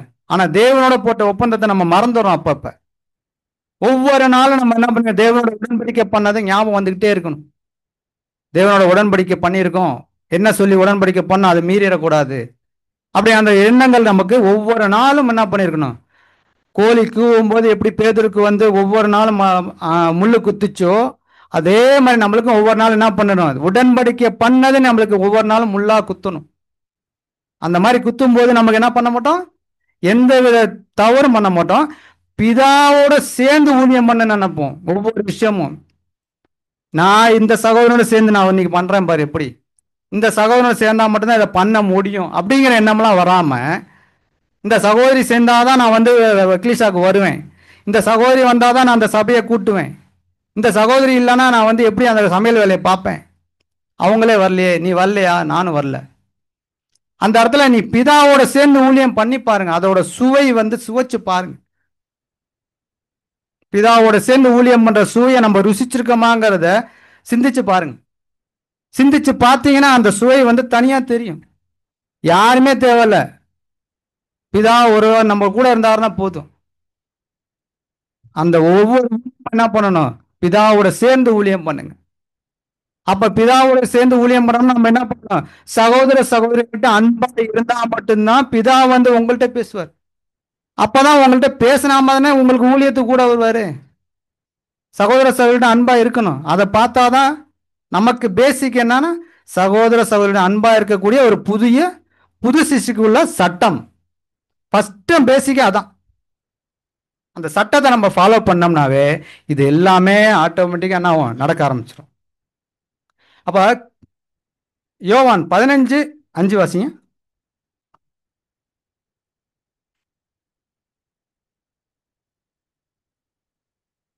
நானே திராட்சை செடி, நீங்கள் கொடிகள். ஒருவன் என்னிலும் நான் அவனிலும் நிலைத்திருந்தால் அவன் மிகுந்த கனிகளை கொடுப்பான். என்னை அல்லாமல் உங்களால் ஒன்றும் செய்யக்கூடாது. பாத்தீங்களா, நானே திராட்சை செடி, நீங்கள் கொடிகள், ஒருவன் என்னிலும் நான் அவனிலும் நிலைத்திருந்தால் அவன் மிகுந்த கனிகளை கொடுப்பான். எப்படி சொல்றாம, நான் உங்கள்கிட்ட நீ எங்கள்கிட்ட இருந்தா மட்டும்தான் கனி கொடுக்க முடியும். அப்பதான் அந்த கனியை இன்னொருத்தங்க சாப்பிட முடியும். நீ சரியா கனி கொடுக்காத ஒரு செடியா இருந்தீங்கன்னா உன்னை என்ன பண்ணிடுவாரு, வெட்டி போட்டுருவாரு. அப்ப அந்த இடத்துல என்ன பண்ணணும், நீ கனி கொடுக்கறதுக்கு உனக்கு நான் இருக்கேன் அப்படின்னு கிறிஸ்து வராரு. அப்ப கிறிஸ்துவோட ஒரே தரிச்சிக்கிறோம். அப்ப அந்த கனி கொடுக்க வேண்டியது நிறைய கனி கொடுக்கணும், கிறிஸ்துவோட சேர்ந்து கனி கொடுக்கணும். நான் தனிப்பட்ட முறையா நான் கனி கொடுக்குறேன் போயிட முடியுமா, இல்ல செய்யதான் முடியுமா? அப்படி செஞ்சா அது யாருக்கு பிடிச்ச மாதிரி கனியா போயிடும், சாத்தானுக்கு பிடிச்ச மாதிரி கனியா போயிடும். அவன் அந்த கனியை வச்சு என்ன பண்ணுவான், அந்த கனிலேருந்து வர விதையை எடுத்து நிறைய பக்கம், அதாவது நல்ல விதை விதைக்கப்பட்ட இடத்துல அந்த கனியை போட்டு என்ன பண்ணுவான், விதைச்சிட்டு போயிடுவான். சபைக்குள்ள அது மாதிரி நடக்கும். அந்த விதை என்ன ஆகும், நாம வளர்றதை விட சீக்கிரம் வளரும். உண்டுங்களா, உண்டா இல்லைங்களா? அப்ப அந்த விதையை வந்து என்ன பண்ணணும், நல்ல ஒரு கிறிஸ்துவோட சேர்ந்து நல்ல கனியா கொடுத்தோம்னா அப்ப மறுபடியும் அந்த விதை என்ன இருக்குங்க, கருவுக்குள்ள இருக்கிறதா வெளியில வரும். அந்த விதை என்ன ஆகும், நல்ல விதையா தான் வரும். நல்ல கனியா இருக்கும் போது நல்ல விதையா தானே வரும். அப்ப நல்ல கனிகளை கொடுக்கறதுக்கு உங்களுக்கு வாய்ப்பு கொடுத்துருக்காரு. நாம அந்த நல்ல கனியை கொடுக்கறவங்களா இருக்கணும் சகோதர சகோதரிகளே.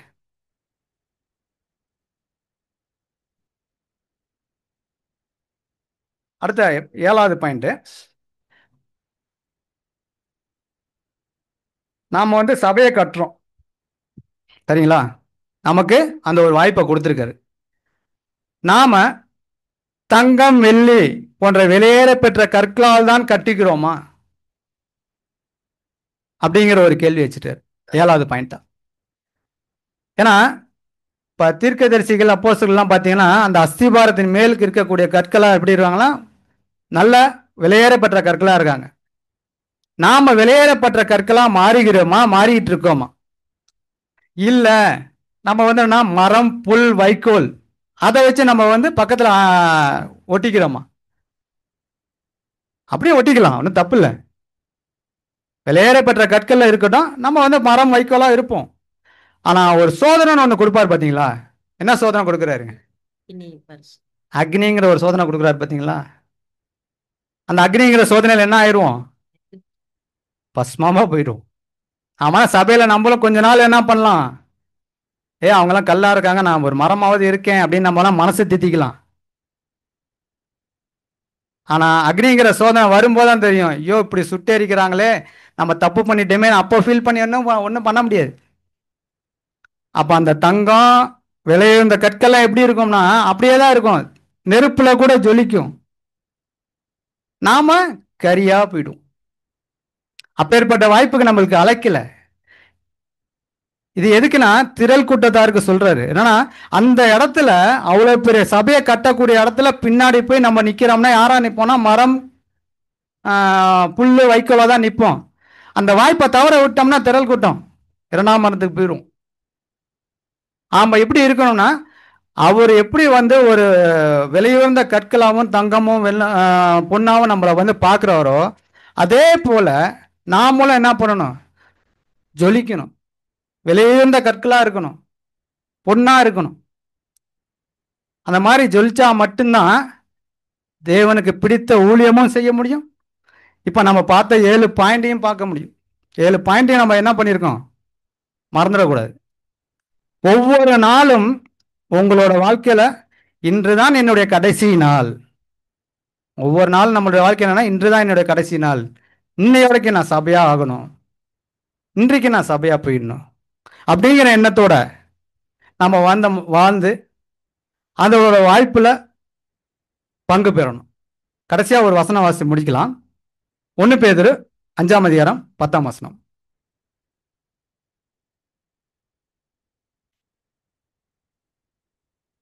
கிறிஸ்து இயேசுவுக்குள் நம்மை கிறிஸ்து இயேசுவுக்குள் நம்மை தமது நித்திய மகிமைக்கு அழைத்தவராயிருக்கிற சகல கிருபையும் பொருந்திய தேவன் தாமே கொஞ்ச காலம் பாடு அனுபவிக்கிற உங்களை சீர்படுத்தி ஸ்திரப்படுத்தி பலப்படுத்தி நிலைநிறுத்துவராக.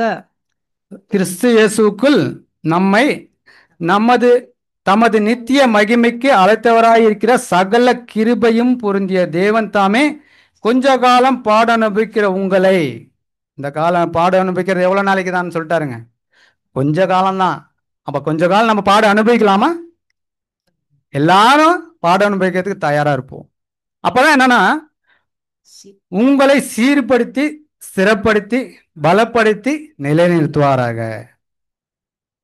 கேட்ட சத்தியத்தின்படி நடக்க தேவன் தாமே கிருபை செய்வாராக. ஆமீன். இந்த வாய்ப்பை கொடுத்த சபையோர் அனைவருக்கும் எனது நன்றியை தெரிவித்துக் கொள்கிறேன்.